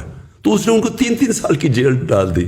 سب سے پہلے یہ یاد رکھیں کہ جو ہمارا ظلم ہوا ہے نا, ہمارا سارا سسٹم ہے, ہمارے اوپر جب کرمنلز آ کے بیٹھ گئے, انہوں نے سارے سسٹم کو پہلے تو ڈسٹروائے کیا. کیونکہ میں کیسے چوری کروں گا اگر نیب انڈیپینڈنٹ فنکشن کر رہی ہے, اگر F B R independent, FIA قانون کے مطابق چل رہی ہے, میں نہیں کر سکتا. تو مجھے پہلے ان کو اپنے لوگ بٹھا کے ان کو ختم کرنا. اب یہ FIA کو ختم کر رہا ہے نا, 16 ارب کے کیسز ہیں شہباز شریف کے اوپر. آتے ساتھ ہی جو لوگ انویسٹیگیٹر سب کو فارغ کر کے اپنے لوگ اوپر آ کے بٹھا دیے, اب اپنے کیسز صاف کرے گا. اب FIA اس کے بعد کیا کرے گی؟ FIA کی ساری جتنی FIA کی کمپٹنس کریڈیبلٹی ختم ہو جائے گی. اب FIA ایک ٹول بن جائے گا لوگوں کے اوپر جھوٹے کیسز کرنے کا, جو کر رہے ہیں اب ہمارے اوپر. تو نمبر 1 پلیز ایک چیز یہ دیکھیں, قوم میں جو لوگوں کو اس وقت نکالوں گا انشاءاللہ, لوگوں کو میں نے ایک چیز بتانی ہے. جو مدینہ کی ریاست کی بنیاد رکھی گئی تھی ہمارے نبی صلی اللہ علیہ وسلم میں, وہ امر بالمعروف پہ تھے. قوم کو حکم دیا تھا کہ تم نے کھڑا ہونا ہے رائے حق پہ اچھائی کے ساتھ, اور ساری قوم کو حکم دیا تھا تم نے سب نے مل کے برائی کو کنڈیم کرنا ہے. یہ آج آپ اسکینڈینیویا میں چلے جائیں, آج آپ سوئٹزرلینڈ میں چلے جائیں, سوئٹزرلینڈ میں یہ حال ہے کہ آج آپ سڑک پہ چلتے چلتے کاغذ پھینک دینا سڑک پہ, جو شہری ہوگا وہ آ کے کہے گا کہ آپ نے یہ کیا کیا. شہری آپ کے اوپر کہیں گے کہ آپ نے غلط کام کیا ہے. یہ امر بالمعروف تھا, یہ مدینہ کی ریاست اس پہ کھڑی ہوئی تھی. ہمارے ادارے کہتے ہیں کہ جناب ہم نیوٹرل ہیں. نیوٹرل کی اللہ نے اجازت ہی نہیں دی کسی کو. آپ یا حق کے ساتھ کھڑے ہیں یا باطل کے ساتھ کھڑے ہیں, آپ نیوٹرل نہیں ہو سکتے. تو یہ کہنا, آپ دیکھ رہے ہیں بڑے بڑے ڈاکو آ کے اوپر بیٹھ گئے ہیں اور کہ جی میں تو نیوٹرل ہوں. نیوٹرل انسان کو اللہ نے اجازت نہیں دی. آپ جب اگر آپ حق اور باطل کی جنگ میں آپ نیوٹرل ہو جائیں, اس کا مطلب آپ باطل کا ساتھ دے رہے ہیں. اس پہ اگر میں جو پرٹیکولرلی لاسٹ بات ہے آپ کی, کہ اگر آپ ادارے نیوٹرل ہیں, نظام کرپٹ ہے, اوپر آ کے یہ دوسری ایک گورنمنٹ ہے, آپ کہہ رہے ہیں کہ وہ آ کے اپنے بندے بٹھا رہے ہیں, ECP کے چیئرمین آپ کہہ رہے ہیں کہ جی اینٹی PTI ہیں. یعنی ECP کا جو الیکشن کمیشن کا جو چیئرمین ہے, یہ اس سے زیادہ بائسڈ آدمی آیا ہی نہیں ہے پاکستان میں. اس سے سب سے بڑی بات میں آپ کو بتاؤں, جب عدالت کے اندر انہوں نے یہ اس نے جا کے اسٹیٹمنٹ دی جی 7 مہینے سے پہلے میں الیکشن نہیں کروا سکتا, عدالت کو اس دن اس کو فارغ کر دینا چاہیے تھا. کانسٹیٹیوشن کے اندر لکھا ہوا ہے کہ 3 مہینے میں الیکشن کمیشن نے الیکشن کروانے کی تیاری رکھنی چاہیے. 90 ڈیز سے زیادہ اگر گورنمنٹ آج جاتی ہے تو 90 ڈیز میں آپ کو الیکشن کروانا ہے. یہ کس منہ سے کہہ رہا تھا مجھے 7 مہینے دو؟ اس کا مطلب کہ یہ کمپٹنٹ, اس کو اس دن سیک کر دینا چاہیے تھا. اس نے اس لیے کیا کیونکہ اس نے یہ گورنمنٹ کا موقف جو تھا شہباز شریف وغیرہ کا کہ جناب ابھی الیکشن نہیں ہونے چاہیے, تو اس نے ان کا ساتھ دیا ہے. نہیں but so my question is کہ میں کہتا ہوں ٹھیک ہے ای سی پی یا الیکشن کمیشن کے چیئرمین جو ہیں وہ بھی بائسڈ ہیں, آپ کے جو ہیں وہ ادارے بھی نیوٹرل ہیں, پبلک سپورٹ ہے undoubtedly and we've seen that in جلساز throughout Pakistan as well and social media کا بڑا ایویڈنٹ ہے. What makes you so sure کہ آنے والی الیکشن جو ہے وہ آپ you even have a fighting chance then, because lot of your supporters are just like یار فائدہ ہی نہیں ہے, یہ تو ٹائمز آیا ہے, یہ تو ٹھیک ہے ہم ساری اپنی نوائز نکال لیں گے, لیکن at the end of the day جب پورا نظام اگر کرپٹ ہے تو what's is it even worth fighting for? نظام میں انسان بیٹھے ہوئے ہیں, وہ سارے انسانوں کے گھروں میں بیوی بچے ہیں, وہ سارا اس وقت جو بیوی بچے ہیں وہ سارے کھڑے ہو گئے ہمارے ساتھ آ کے. یہ جو پبلک ہے ان کے اندر اس طرح اتنا بڑا چینج آیا ہے کہ کوئی بھی نہیں ایکسپیکٹ کر رہا تھا. جو سازش کر رہے تھے وہ یہ ایکسپیکٹ ہی نہیں کر رہا تھا کہ اس طرح پبلک سڑکوں پہ کھڑی ہو جائے گی. انہوں نے تو سوچا تھا مٹھائی بانٹنے کی. انہوں نے کیا انہوں نے ایک کیریکٹر اسیسینیشن پوری کیمپین تیار کی. انہوں نے کرنا کیا تھا, انہوں نے کہنا تھا جیسے اس کو ہٹانا ہے, پہلے تو لوگوں نے کہنا ہے کہ اتنا ان پاپولر ہو گیا کیونکہ انہوں نے میڈیا پہ پوری کیمپین چلائی ہوئی تھی. مصدق کے اگینسٹ پہلے میڈیا پہ کیمپین چلی تھی, پیسے CIA نے پیسے خرچ کر کے کیمپین چلائی تھی. اور جب وہ کیمپین چل پڑی پھر جب اس کو ہٹانا تھا تو لوگوں نے خوش ہونا تھا اور پھر اس کی باقاعدہ کیریکٹر اسیسینیشن کرنی تھی جو انہوں نے تیار کی ہوئی ہے کیمپین. یہ ایکسپیکٹ ہی نہیں کر رہے تھے کہ پبلک اس طرح کھڑی ہو جائے گی. تو یہ خود شوق میں, اور یہ بھی نہیں ایکسپیکٹ کر رہے تھے کہ اداروں کے اندر لوگ سارے ہمارے ساتھ کھڑے ہو گئے ہیں. اس وقت اداروں کے اندر ان کے فیملیز سارے آج کھڑے ہیں. میں کیوں سمجھتا ہوں کہ اس وقت جو چینج آئے گا, یہ میں پہلی دفعہ اپنے 26 سال کی پالیٹکس میں بلکہ اپنی زندگی میں نے کبھی اتنا بڑا چینج جو اب آ رہا ہے میں نے کبھی ایسا نہیں دیکھا. ہاں صاحب, ابھی آپ مورل اسٹینڈنگ کی بات کر رہے تھے, مجھے تھوڑا چیزوں کو گراس روٹ پہ اس پرسپیکٹو سے دیکھنا مجھے ذرا پریفر کرتا ہوں. مورل اسٹینڈنگ آتی ہے اچھی تربیت سے, اس میں آپ کی ہر چیز انوالو ہو جاتی ہے. آپ کے گھر میں کیا تربیت دی جا رہی ہے, آپ کے اسکول میں, تعلیمی اداروں میں, آپ کے مدرسوں میں, جہاں سے بھی آپ تعلیم لے رہے ہیں. آپ اگر آج دیکھیں جین زی جو ہے, میں ان سے ذرا تعلق بہت کلوزلی کنیکٹڈ رہتا ہوں ان کے ساتھ میں. آپ ٹی وی کے چینلز گھمائیں, پورے 70 چینل جتنے بھی ہیں, آپ کو بچوں کا ایک کانٹینٹ نہیں دکھتا. And I think we owe it to the children, کیونکہ ہم نے اپنی جیسی جیسی زندگی گزار لی. یہ آپ جو بھی جد و جہد کر رہے ہیں آپ آنے والی نسلوں کے لیے کر رہے ہیں, رائٹ؟ وہ کہتے ہیں نا, you never get to experience the shade of the tree that you plant. تو کسی بھی چینل پہ بچوں کا کوئی بھی پروگرام نہیں آتا, اور نہ ہی کوئی سائنس کا پروگرام آتا ہے. کسی زمانے میں نیشنل جیوگرافک اور ڈسکوری آتے تھے ہندی میں, لیکن چونکہ وہ ہندی میں آتے تھے تو وہ ہندو کنسیڈر کیے گئے, وہ بین ہو گئے. بچے مانگتے ہیں انسپریشن. ظاہر ہے بچوں نے, بہت سارے بچوں نے آپ کو دیکھا, انسپائر ہوئے, آج وہ ٹیم میں کھیل رہے ہیں, ماشاءاللہ اچھی پرفارمنس کر رہے ہیں. تو جب آپ کے پاس ہیروز بھی نہیں ہوں گے, آپ ان کو کوئی انسپریشنل کانٹینٹ بھی نہیں دکھائیں گے, آپ ان کو چاہے وہ ریلیجیس کانٹینٹ ہو یا سائنٹیفک کانٹینٹ ہو. میری فواد چودھری صاحب سے بھی اس معاملے میں ڈسکشن ہوئی تھی جب وہ منسٹری آف سائنس ہیڈ کرے, تو ان کو آئیڈیاز اچھے لگے, مگر وہ ظاہر بات ہے کہ ہماری جو بھی گورنمنٹ آتی ہے وہ اپنا سارا ٹائم لڑائی میں نکال دیتی ہے اور وہ کام ہو نہیں پاتا. وہ اپنے آپ کو بچانے میں پورا ٹائم نکل جاتا ہے. پہلا سال سمجھ آتا ہے, آخری سال الیکشن کی تیاری تھی, بیچ میں جو 3 سال ہوتا ہے اس میں بھی کووڈ آ گیا. تو اس طرح کی کوئی بھی چیز جو ہے آپ دیکھیں نہیں نظر آ رہی. اور یہ آئی تھنک ہمیں آج اس چیز کا اندازہ نہیں ہو رہا, لیکن ان دا کمنگ 10-20 ایئرس آپ اگر چائنا کی مثال دیکھیں, چائنا میں جو ہے ٹک ٹاک پہ باقاعدہ میتھ کے سوال آتے ہیں, بچوں کو کوئز کرواتے ہیں. انڈیا میں آپ دیکھ لیں بہت انسپائرنگ کانٹینٹ بنایا جاتا ہے, چاہے وہ یوٹیوب کا ہو, چاہے وہ ٹی وی کا ہو, ان کی even film industry soft power کے تھرو. تو یہ ایک بہت بڑا گیپ ہے, and I think we owe it to the children of this country. تو جو موریلٹی ہے نا اور ایتھکس, یہ ساری چیزیں میں نے جب مدینہ کی ریاست کی بات کرتا ہوں تو یہ ایک بڑا کیئرفلی ہمارے نبی صلی اللہ علیہ وسلم نے لوگوں میں کلٹیویٹ کیا تھا. میں نے رحمۃ للعالمین اتھارٹی بنائی. وہ کیوں بنائی؟ اس کا صرف ایک مقصد تھا کہ لوگوں کو سیرت نبی سے ان کی ایتھکس امپروو کریں.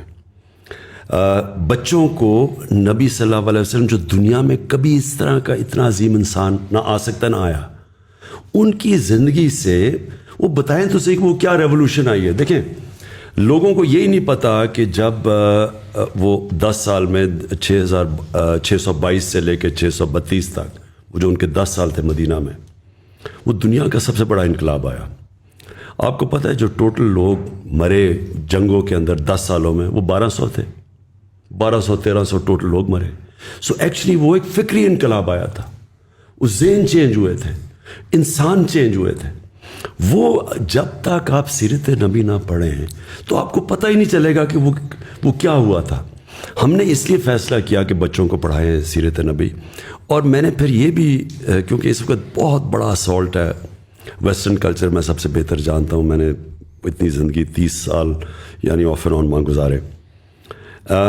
جب تک آپ نے جو بات کی میڈیا کے اوپر, کانٹینٹ ٹی وی پہ, فلموں میں, ہم اس کو اپنی کلچر اور اپنی دین کے ساتھ سنکرونائز نہیں کریں گے, ہم پھنسے رہیں گے بالی ووڈ اور ہالی ووڈ, جن کے کلچر ہمیں پوری طرح سمجھ نہیں ہے کہ ان کی وہ کانٹینٹ نے کتنا بڑا ان کے کلچروں میں فائدے کیا کروایا اور نقصان کیا کروایا. آج وہاں فیملی سسٹم ٹوٹ چکا ہے. ہندوستان کے اندر ان کا جو ہالی ووڈ بالی ووڈ کلچر ہے وہ ان کی فیملی سسٹم کو ڈیوسٹیٹ کر رہا ہے. ہم اس کو جب اپنائیں گے تو ہمیں پتہ چلنا چاہیے کہ اس کے کانسیکوینس کیا ہے. اس وقت پاکستان اور مسلم دنیا میں جو چیز بچی ہوئی ہے وہ ہے ہمارا فیملی سسٹم. آپ جتنی ولگیرٹی اپنے ملک کے اندر لے کے آئیں گے, اور آپ ٹی وی پہ اور آپ موبائل فون کے اوپر جو کانٹینٹ ہے, جو پون ہے اس کے اوپر جس طرح کی چیزیں ہیں, آپ جتنا اس کو بڑھاتے جائیں گے اس کا ڈائریکٹ امپیکٹ پڑتا ہے فیملی سسٹم پہ. جو پردے کا کانسیپٹ ہے وہ صرف کپڑوں کا نہیں ہے.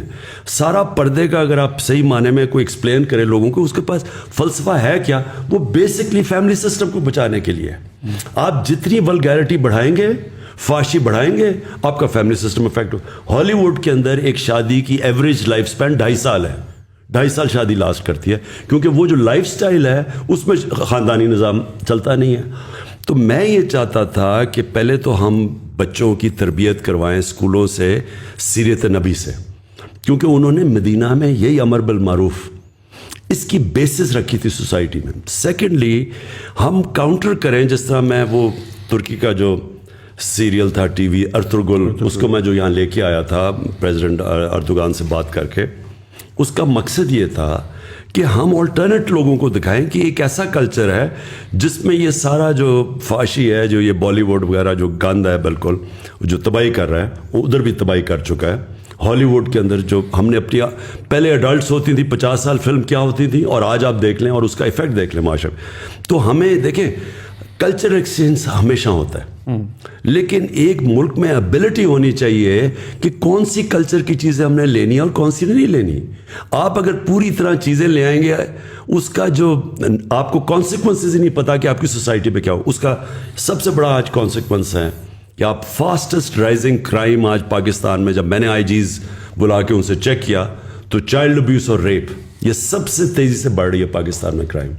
سو خان صاحب, جیسے آپ نے ذکر کیا کہ دوبارہ گورنمنٹ میں ہم میجورٹی میں آتے ہیں, لیکن جس طرح کا وہی والی بات جو مزمل نے کی کہ جس طرح کا نظام آلریڈی چل رہا ہے, مطلب اس میں آ کے پولیس ریفارمز کیسے ہو سکتی ہیں؟ مطلب آپ کے دور میں بھی 6 سے زیادہ آئی جیز پنجاب میں بار بار لوگ چینج ہو رہے ہیں, منسٹریز میں چینج ہو رہے ہیں.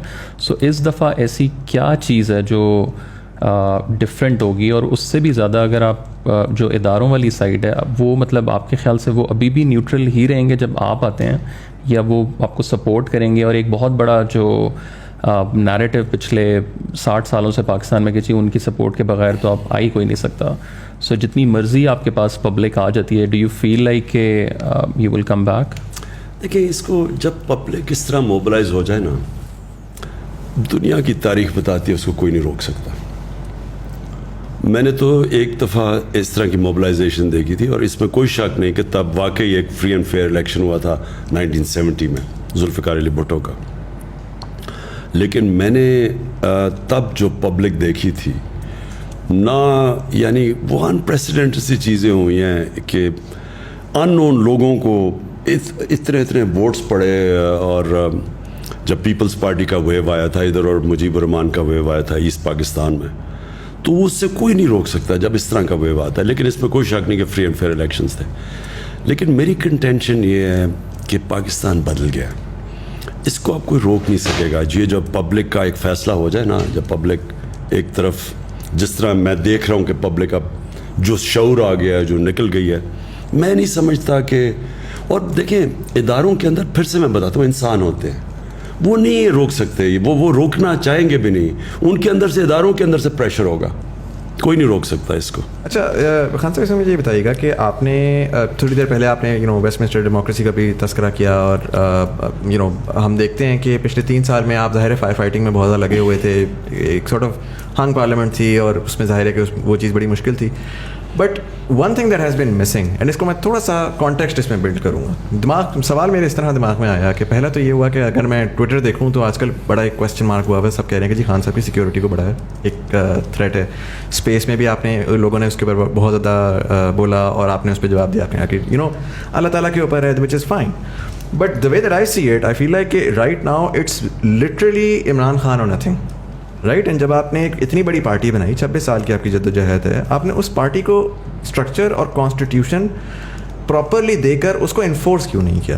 اور اس کی وجہ 2 ہیں. پہلا یہ کہ بار بار سوال آتا ہے کہ آگے کس کو ٹکٹ دیا جائے گا, الیکٹیبل, نان الیکٹیبل, کون چلے گا, کون نہیں چلے گا. اور دوسرا ریزن یہ ہے کہ میں دیکھتا ہوں نوجوان طبقے کو, میں کہتا ہوں کہ یار میں ہوں, جنید بھائی ہیں, طلحہ ہیں, ہم خواب سوچتے ہیں, ہم کہتے ہیں یار ہم نے پاکستانی پالیٹکس میں پارٹیسپیٹ کرنا ہے. آج اگر کوئی نوجوان سوچتا ہے کہ اس نے پاکستانی پالیٹکس میں پارٹیسپیٹ کرنا ہے, اس کے پاس کوئی روڈ میپ نہیں ہے, کوئی سسٹم نہیں ہے جس کے تحت وہ سسٹم میں گھسے, آہستہ آہستہ وہ اپنا ایک اسٹیچر بلڈ کرے اور کوئی نظام ہو. ابھی تو یہ پاور ہے, پیسہ ہے, کون کتنا پیسہ لے آتا ہے, کون کتنا ووٹ بینک لے آتا ہے, پاور لے آتا ہے. تو ڈونٹ یو تھنک کہ جی وہ جو اسٹرکچر جو آپ پاکستان کو بدلنا چاہ رہے تھے, وہ شاید اپنی پارٹی سے اگر اسٹارٹ کرتے تو اس 3 سال کے بعد آج آپ بہت بہتر جگہ پر ہوتے in terms of mobilisation, in terms of public تو آ گئی, بٹ جو پارٹی اٹ سیلف ہے وہ it seems like all over the place right now. دیکھیے مزامن, ایک چیز میں آپ کو بتاؤں کہ میں تو ایک آئیڈیلسٹ ہوں, اور پہلے دن سے میں نے سوچا تھا کہ ہماری پارٹی, ہم الیکشنز کروائیں گے اور ایک نئی لیڈرشپ لے کے آئیں گے, اور وہ لے آئے ہم. ابھی مراد سعید, کون سوچ رہا تھا کہ وہاں اتنے تو بڑے خان تھے مالاکنڈ میں اور مراد سعید اوپر آ جائے گا. اور اسی طرح علی محمد ہوا, یا ایک شاہد ہے ہمارا, شاہد ادھر کرک سے, وہ کھڑا ہو گیا, شاہد خٹک, وہ ہمارا ایک انصاف اسٹوڈنٹ فیڈریشن سے ISF نکل کے وہ بن گیا. یہ سارے نیچے سے آئے ہوئے ہیں. فاروق حبیب ہے ہمارا جو منسٹر یہ بنا ہے, یہ سارے اسٹوڈنٹ پالیٹکس سے آئے ہیں اوپر. یعنی یہ پہلی دفعہ ہم نے جو شروع کی. تو دیکھیں ہماری واحد پارٹی ہے جو کہ ایک فیملی پارٹی نہیں ہے. باقی نون لیگ, پیپلز پارٹی, ان کے سوائے ان کے خاندان کے کوئی اوپر ہی نہیں آ سکتا. یہاں باپ بن گیا پرائم منسٹر, بیٹا بن گیا چیف منسٹر. یہ مذاق ہے ملک کے ساتھ. دونوں ضمانت پہ بھی ہیں, اوپر سے کرپٹ بھی دونوں ہے. اور جو وہ چاچا ہے وہ یعنی جو اس کا دوسرا بھائی ہے وہ کانوکٹ ہے, وہ ملک سے بھاگا ہوا ہے. سو یہ ایسے, یہ جو سسٹم بنا ہوا ہے نا, یہ ٹرو فیملی سسٹم, یہ ڈیموکریسی نہیں ہے. یہ this is even worse than kingship, right. But sorry میں آپ کی سے بات کر رہا ہوں کہ میں ایڈ کر دوں نا. دیکھیں میں صرف آپ کو, لیکن جو ہم چاہتے تھے نا کہ ہماری پارٹی میں, ہم واحد پارٹی ہے جس نے بہت بڑا الیکشن کروایا اپنی پارٹی میں, لیکن وہ جو الیکشن تھا, جو سسٹم ہم نے پہلی دفعہ کیا الیکشن کا سسٹم, اس کے اندر ہمیں بڑے پرابلمز آئے, کیونکہ یہاں تو کوئی ٹریڈیشن ہی نہیں ہے پارٹی پہ الیکشنز کروانے کی. ہم نے پہلے ممبرشپ کی, پھر کوشش کی, لیکن وہ فلاڈ سسٹم تھا وہ, یعنی اس کے اندر ہمیں بڑی غلطیاں آئیں. پھر ہم نے سیکنڈ ٹائم کوشش کی, پھر ہم نے ممبرشپ کی, پورا ایک سیٹ اپ کیا, الیکشن سیل بنایا, لیکن وہ الیکشن ہم نے کیا نہیں ایونچولی, کیونکہ اس کے اندر جو سسٹم ہم نے موبائل فون کے ذریعے الیکشن کروانا تھا, کیونکہ وہ زیادہ آسان تھا, ہم ٹیکنالوجی کا استعمال کر رہے تھے. انفارچونیٹلی جو ہم نے وہ سافٹ ویئر بنایا, وہ جب اس کو ٹیسٹ کیا وہ کام نہیں کیا. سو کوشش ہم نے پوری کی. میں صرف آپ کو یہ کہنا چاہتا ہوں کہ پاکستان میں اس وقت یہ سیکنڈ چیز ہے کہ اس میں کوئی شک نہیں کہ اس وقت عمران خان ہے اور PTI ہے, لیکن یہ جو اس وقت ہم جس میں پڑے ہوئے ہیں نا, اس وقت میری پارٹی الیکشن سے زیادہ امپورٹنٹ یہ ہے کہ سارا کرپٹ اسٹیٹس کو ایک طرف ہے اور عمران خان اور پی ٹی آئی ایک طرف ہے. سر لیکن اگر اس میں خدا نہ خواستہ عمران خان کو نکال دیں تو پھر پی ٹی آئی کس جگہ پہ کھڑی ہوگی؟ کوئی اور لیڈر بن جائے گا پی ٹی آئی میں, اور ہم چاہیں گے کہ وہ ایک پوری ممبرشپ ووٹ کرے ایک لیڈر کو. ہم کر دیں گے, وہ ہم ممبرشپ تو کر رہے ہیں, پھر سے ممبرشپ کیمپین کر رہے ہیں. ان سے کہیں گے ڈائریکٹ الیکٹ کرے ایک لیڈر کو, ساری پارٹی الیکٹ کرے بجائے انڈائریکٹ الیکشن سے. لیکن دیکھیں, زندگی کا تو کسی کو بھی نہیں پتہ ہوتا. ہمیں یہ نہیں پتا کہ ہم آج کل زندہ ہیں یا نہیں ہیں. لیکن یہ میں آپ کو کہہ دوں کہ اس وقت جو بیٹل ہے وہ پاکستان کے اندر کبھی اس طرح کی کلیئر ڈیوائیڈ نہیں آ گئی. سارے یہ ڈاکو 30 سال سے جو چوری کر رہے تھے ایک طرف کھڑے ہو گئے, اور تحریک انصاف ایک طرف کھڑی ہو گئی, اور پاکستان کی عوام ہمارے ساتھ ہے. اور یہ جو الیکشن ہوگا یہ پاکستان کی تاریخ میں ایک ایسا الیکشن ہونے جا رہا ہے جو شاید دنیا میں بڑے کم ملکوں کے اندر ہو, اور اسی الیکشن میں پاکستان ایک قوم بننے جا رہی ہے. دیکھیں یہ سارے ملک میں ایک آیا. اب کراچی میں بھی کس پاکستان کی پارٹی نے 10 دن میں پشاور کا سب سے تاریخی جلسہ کیا, کراچی کا تاریخی کیا, اور مینار پاکستان بھر دیا. انہوں نے 11 پارٹیز نے مل کے مینار پاکستان کا 5% نہیں بھرا. اس باری اتنا بڑا کراؤڈ آیا کہ باہر بھی لوگ اندر ہی نہیں گھس سکے. سو دیئرفور یہ ایک یونیک چینج آ رہا ہے پاکستان میں. تو میں نے جب آپ نے کہا نا مکس فیلنگ شروع میں کہ آپ کو ہٹنے سے کیا ہوا, ایک طرف تو مجھے یہ جو سازش کامیاب ہوتے ہوئے میں تو شوق میں چلا گیا کہ ساری ایک پورے اتنے زیادہ لوگوں کو اکٹھا ہونا تھا مجھے شکست دینے کے لیے. دوسری طرف جو قوم کھڑی ہوئی ہے, میں تو سمجھتا ہوں اس سے خوشائن چیز ہو ہی نہیں سکتی تھی ہمارے ملک سے. اچھا سر, اس میں ابھی آج کی خبر ہے کہ مریم اورنگزیب نے کمیشن اسینچلی اناؤنس کیا ہے آن دا سائفر, جو آپ کا جس کی بیسس کے اوپر فورن کنسپیریسی کا آپ کہتے ہیں. تو do you think that's a good thing considering کہ پبلک بھی شاید دیکھ لے گی کہ ایگزیکٹلی کیا ہے اور کس طرح سے. یہ ایسے ہی ہے کہ شہباز شریف کے 16 ارب روپے کے کیسز ہیں کرپشن کے, منی لانڈرنگ کے ایف آئی اے کے اندر, اور اب وہ ایف آئی اے کے اندر وہ سارے آفیسرز ڈال کے اپنے آفیسرز اپوائنٹ کر رہا ہے. یعنی جو انوالوڈ ہو وہ کیسے فیصلے کر سکتا ہے؟ گورنمنٹ تو انوالوڈ ہے ساری کانسپریسی میں. صرف ایک ہم کمیشن مانتے ہیں, وہ چیف جسٹس کے نیچے ہو, اور اس کے اندر کنڈیشن یہ ہے کہ اس کی اوپن ہیئرنگ ہو, بالکل ان کیمرہ ہیئرنگ نہ ہو. سارے میڈیا کے سامنے وہ کمیشن بیٹھے اور وہ پھر اس کی پوری ہیئرنگ کرے کہ یہ شروع سے لے کے اینڈ تک کیا ہوا تھا. خان صاحب, ابھی آپ نے جلسوں کی بات کی اور آپ نے کافی سکسیزفل جلسے ایک ہی ہفتے میں 3 میجر سٹیز میں کیے. کراچی والا بھی ظاہر بہت بڑا تھا. کراچی کی عوام جو ہے they very disappointed because وہ ایک اتنا بڑا شہر ہے, ہمارا فائنینشیل ہب ہے, اور وہ ایک بارش کی مار ہے اور پورا شہر کا نظام دھرم بھرم ہو جاتا ہے. اس کے باوجود کراچی نے ووٹ بھی آپ کو دیا, اور آپ کے فیس پہ ایسی جگہ ووٹ دیا کہ جہاں بنتا نہیں تھا, لیکن وہ ظاہر they were looking at a bigger picture. مگر اس کے باوجود بھی مسئلہ یہاں آتا ہے کہ even if you want to do something, وہ پھر 18ویں ترمیم آ جاتی ہے اور صوبائی گورنمنٹ آ جاتی ہے. تو اور میں بات کروں بہت بیسک چیزوں کی, بیسک انفراسٹرکچر کی, کوئی ٹرانسپورٹ کا نظام ہو, کوئی سڑکیں سیدھی ہو جائیں, کوئی اسٹریٹ لائٹ ہی لگ جائے. اسٹریٹ کرائم اتنا پریویلنٹ ہے اور اتنا ایسا لگتا ہے کہ بہت لالس, وہ جو پرانی فلموں میں ویسٹرن موویز میں ہوتا تھا, کوئی بھی آیا گولی مار کے چلا جاتا ہے. مطلب یہ بہت کیجول ہو گیا ہے. تو کراچی کی عوام کیا ایکسپیکٹ کر سکتی ہے اگر آپ if you are in power again? دیکھیں, سب سے پہلے تو کراچی کا سب سے بڑا مسئلہ یہ ہے کہ پاکستان کی تاریخ کی جو سب سے کرپٹ گورنمنٹ ہے وہ ہے پیپلز پارٹی کی گورنمنٹ. ایک تو وہ گورنمنٹ پاور میں رہی ہے اور 14 سال ہو گئے اس گورنمنٹ کو. اس 14 سال میں انہوں نے کراچی کو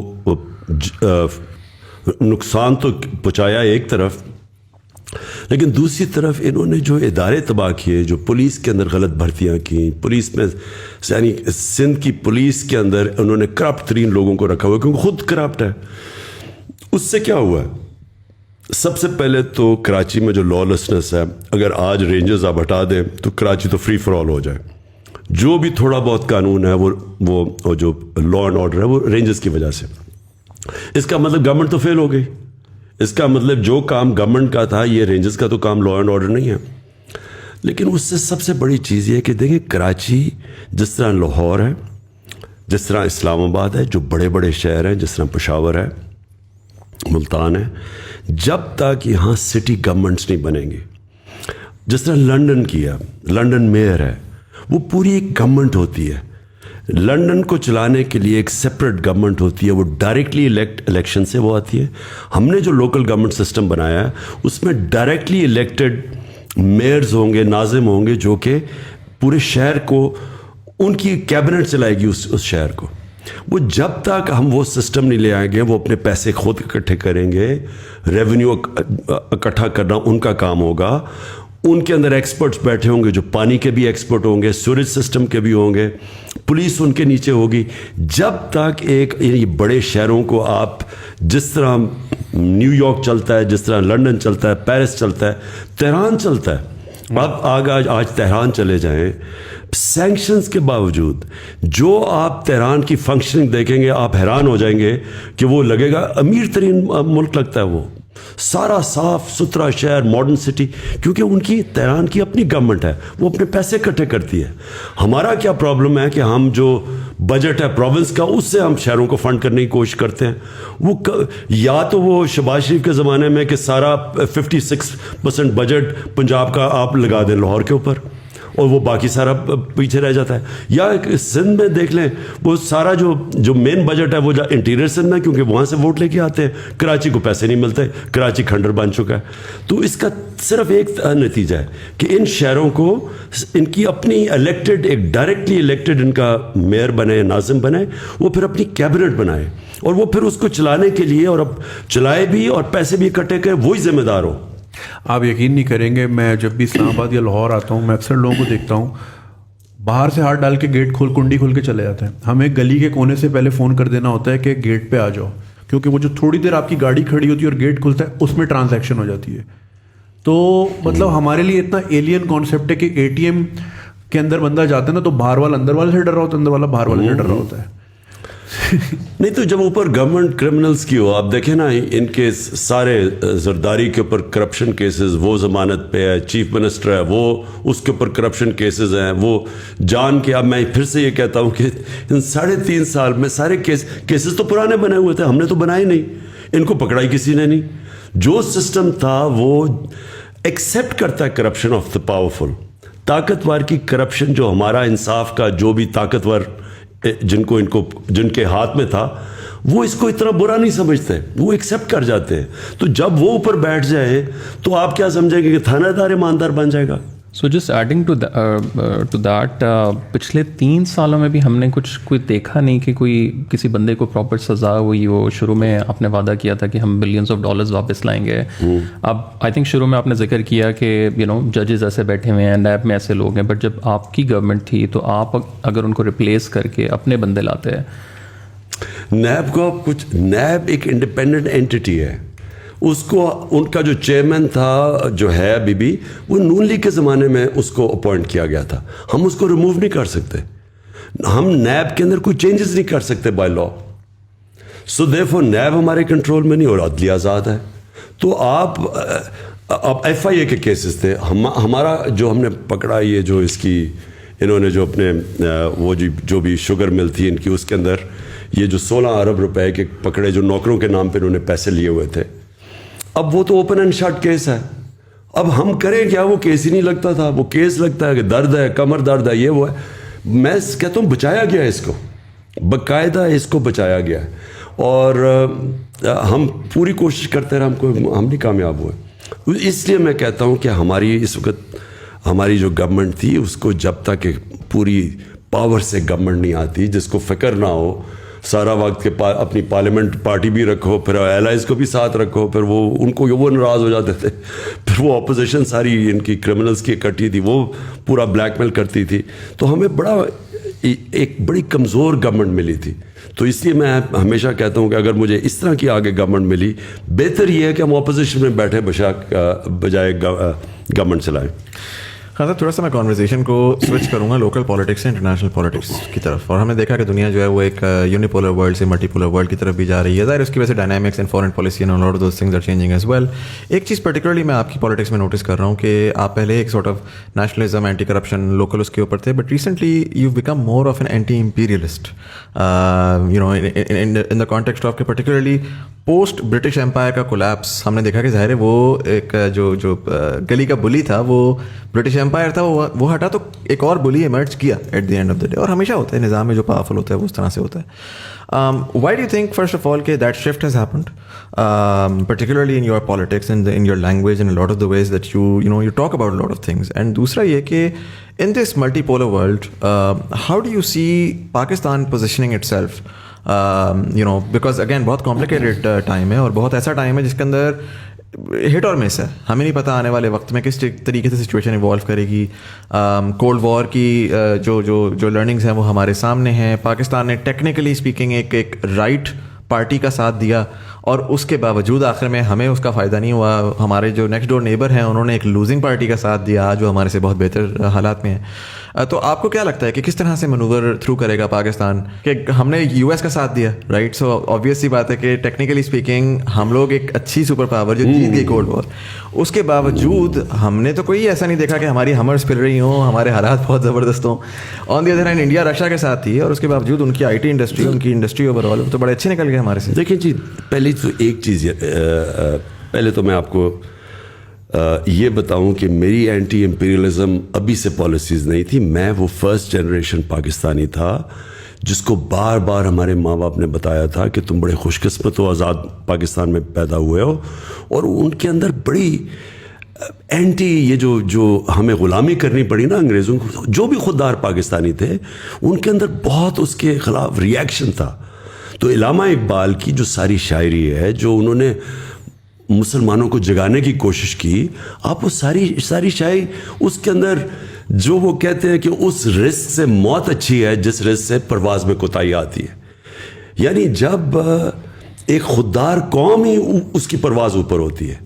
जब आप गुलामी करते हैं तो आप कभी, गुलाम ने कभी बड़ा काम नहीं किया. कभी किसी सोचा कि कॉलोनियल जितने मुल्क थे इनमें से कोई मर्ज किया हो. जब ये एक आज़ाद कौम खड़ी होती है, सो हमें मसला ये हुआ कि हमने आते साथ ही इंडिया के खौफ से हम आ गए अमेरिका के उसके अंदर स्फीयर ऑफ इन्फ्लुएंस में, और सीटों और सेंटों की हमने उनसे बगदाद पैक्ट का हिस्सा बन गए. जब इसराइल ने और बरतानिया ने हमला किया मिस्र के ऊपर, जब नासिर ने सुएज़ कैनाल को नेशनलाइज किया, तो आप सोचे हम बरतानिया के साथ खड़े हो गए, हम वो मुसलमानों के साथ नहीं खड़े हुए. तो क्योंकि हम शुरू में ही एक डिपेंडेंसी सिंड्रोम आ गया. हिंदुस्तान ने आते साथ ही इंडिपेंडेंस में फॉरेन पॉलिसी बना ली. फ़र्क क्या था?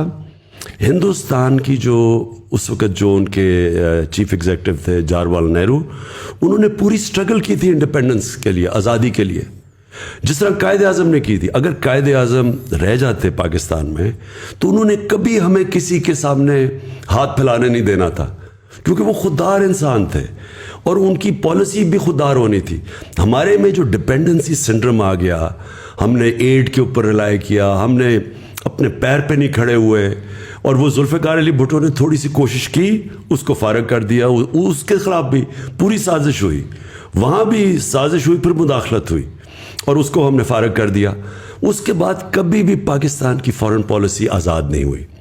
तो पहले तो मैं ये कह दूं कि मैं हमेशा एंटी इंपीरियलिस्ट था, क्योंकि मैं तो वो फर्स्ट जनरेशन पाकिस्तानी था जिसको माँ बाप ने बताया था तुम एक आज़ाद मुल्क में पैदा हुआ और आज़ादी को वैल्यू करो. दूसरी चीज़, आपने ये बात की कि जो इमर्जिंग सिचुएशन है दुनिया में, देखिए पाकिस्तान की पोजीशन एक ही होनी चाहिए. हमें कभी किसी ब्लॉक का हिस्सा नहीं बनना चाहिए. हिंदुस्तान किसी ब्लॉक का हिस्सा नहीं बना. उनकी खुददार पॉलिसी रही, उनकी रिस्पेक्ट थी दुनिया में, रही ज़्यादा रिस्पेक्ट उनकी. हमने जो आखिर में ये जो वॉर ऑन टेरर में हमने आपकी जो अपने जो जिल्लत कमाई है, लोग भी मरवाए, मुल्क को भी नुकसान करवाया और जिल्लत भी मिली. पाकिस्तानी के हर एक पासपोर्ट से पूछे भरे उन्होंने पाकिस्तानी अलग लाइनों में खड़े करते थे. हमें most dangerous country in the world कर दिया. हमारा कसूर ये था कि हम हुक्म मिला और हम उनकी जंग में शिरकत कर गए. मैं चाहता हूँ कि पाकिस्तान, जिस तरह अगर हिंदुस्तान हमारे साथ ही आज़ाद हुआ था, उनकी इंडिपेंडेंट फॉरेन पॉलिसी है, वो रूस से तेल ले रहे हैं, इंडिया, इंग्लैंड, अमेरिकन एलाय हैं, वो स्ट्रेटेजिक एलाय हैं, उसके बावजूद वो अपने मुल्क के लिए तेल हमें इजाज़त नहीं दी इन्होंने. और ये जो पुतला हुकूमत आई है, इन्होंने वही करना है जो इनको हुक्म मिलना है, इम्पोर्टेड हुकूमत ने. लिहाजा मेरी फॉरेन पॉलिसी बड़ी क्लियर थी ہمیں سب سے اچھے تعلقات رکھنے چاہیے. اور یہ ہو جانا تھا. میں آپ کو بتاؤں, ایک امریکنوں کو تو عادت ہی نہیں تھی کہ پاکستان اپنی خوددار پالیسی ہوگا. انہوں نے تو جب انہوں نے حکم دیا روس کا دورہ کینسل کرو, تو ان کو تو آئیڈیا نہیں تھا کہ پاکستان کینسل نہیں کرے گا. انہوں نے جب بیسس کا انہوں نے جب پروب کر رہے تھے, انہوں نے کہا جو حکم کرے. سو ان کو بھی یہ جو نیو نارمل, اس کو انہوں نے ایڈجسٹ ہو جانا تھا.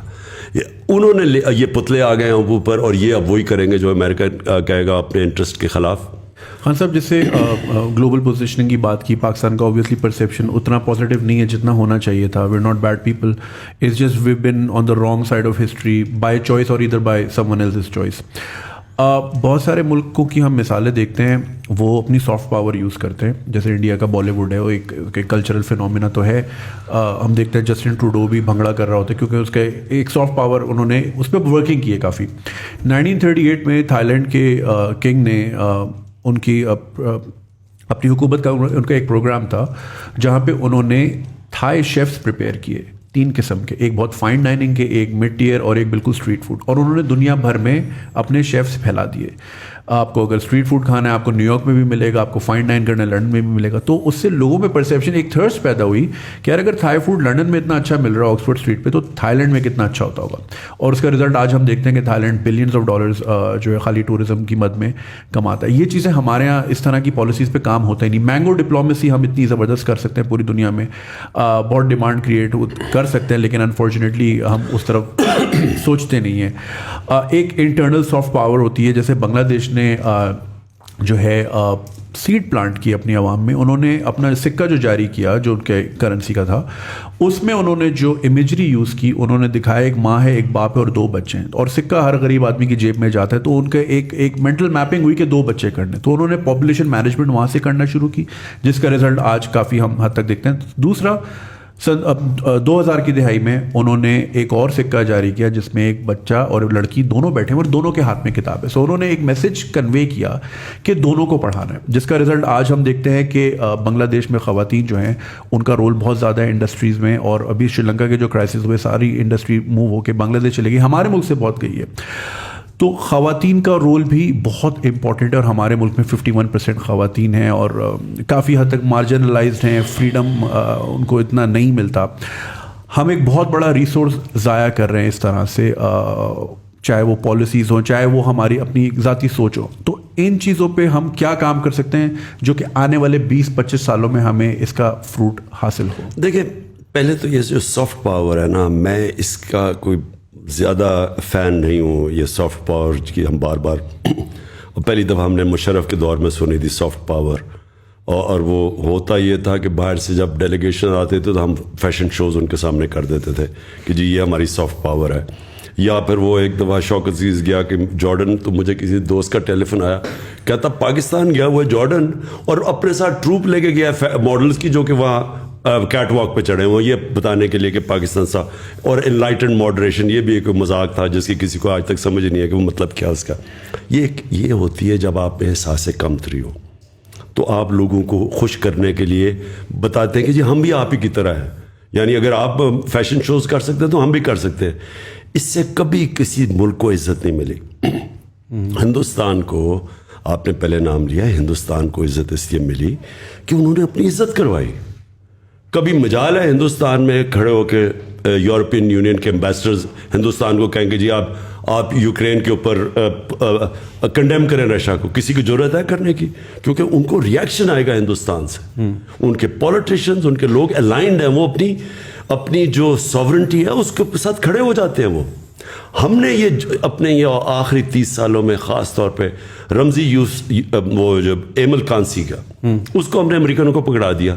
اس کے وکیل نے, جب جج نے پوچھا کہ یہ تو کوئی قانون کاروائی کے بغیر آپ نے پکڑ کے اس کو لے آئے, کڈنیپ کر کے لے کے آئے ہیں, اس کے وکیل نے جج کو کہا کہ کڈنیپ کر کے لے کے آئے ہیں. تو جج نے پوچھا اس سے, پھر اس نے دونوں وکیلوں سے, اس نے کہا کیوں نہیں انہوں نے کاروائی کی؟ تو اس وکیل نے وہاں کہا ایمل کانسی کہ پاکستانی اپنی ماں بھی بیچ دے پیسے کے پیچھے, ڈالرز کے پیچھے. سو جب آپ اپنی عزت نہیں کرواتے, یہ نہ ایکسپیکٹ کریں دنیا عزت کرے گی. جب آپ گوانٹانامو میں پکڑ کے پیسے لے کے یہاں سے لوگ پکڑا کے ان کو دے رہے ہیں, اور وہ یہاں آ کے ایف بی آئی پھر رہی ہے, اور سی آئی اے کانٹریکٹرز پکڑ کے لوگ لے کے, کانٹریکٹر پکڑ کے 2 لوگ مار دیتا ہے مزنگ کے اندر, اور ہم سارا ڈر کے پکڑا دیتے ہیں امریکنوں کے ہاتھ, اس کو قانون کارروائی نہیں کرتے, تو دنیا عزت نہیں کرتی. پہلی چیز اپنی عزت کروائیں. آپ نے دنیا سے عزت کروانی ہے, پہلے اپنی عزت خود کریں, اور وہ تو شروع ہوتی ہے ایک انڈیپینڈنٹ خوددار فارن پالیسی سے, اور قوم تب کھڑی ہوتی ہے. دیکھیں آپ نے, اگر ہم کب سے بھیک مانگتے پھر رہے ہیں, کب سے قرضے لیتے پھر رہے ہیں, کب سے ایڈ پہ ڈلائی کر رہے ہیں. جب وہ سعودی عربیہ ہمارا جو جاتا ہے پرائم منسٹر, ساری قوم انتظار جی کیا پیسہ لے کے آئے گا. جدھر وہ آیا جی چائنا سے, میں جب بنا مجھے اتنی امبیرسنگ ہوتا تھا کہ ہمارا ملک بینکرپٹ تھا, مجھے پیسے مانگنے پڑتے تھے قرضوں کے پیچھے, یہ Saudi Arabia, U A E, China سے. میں آپ کو یقین دلاؤں کہ 3.5 سال میں جو مجھے سب سے زیادہ شرم آئی وہ تب آئی جب مجھے ان سے پیسے مانگنے پڑتے تھے.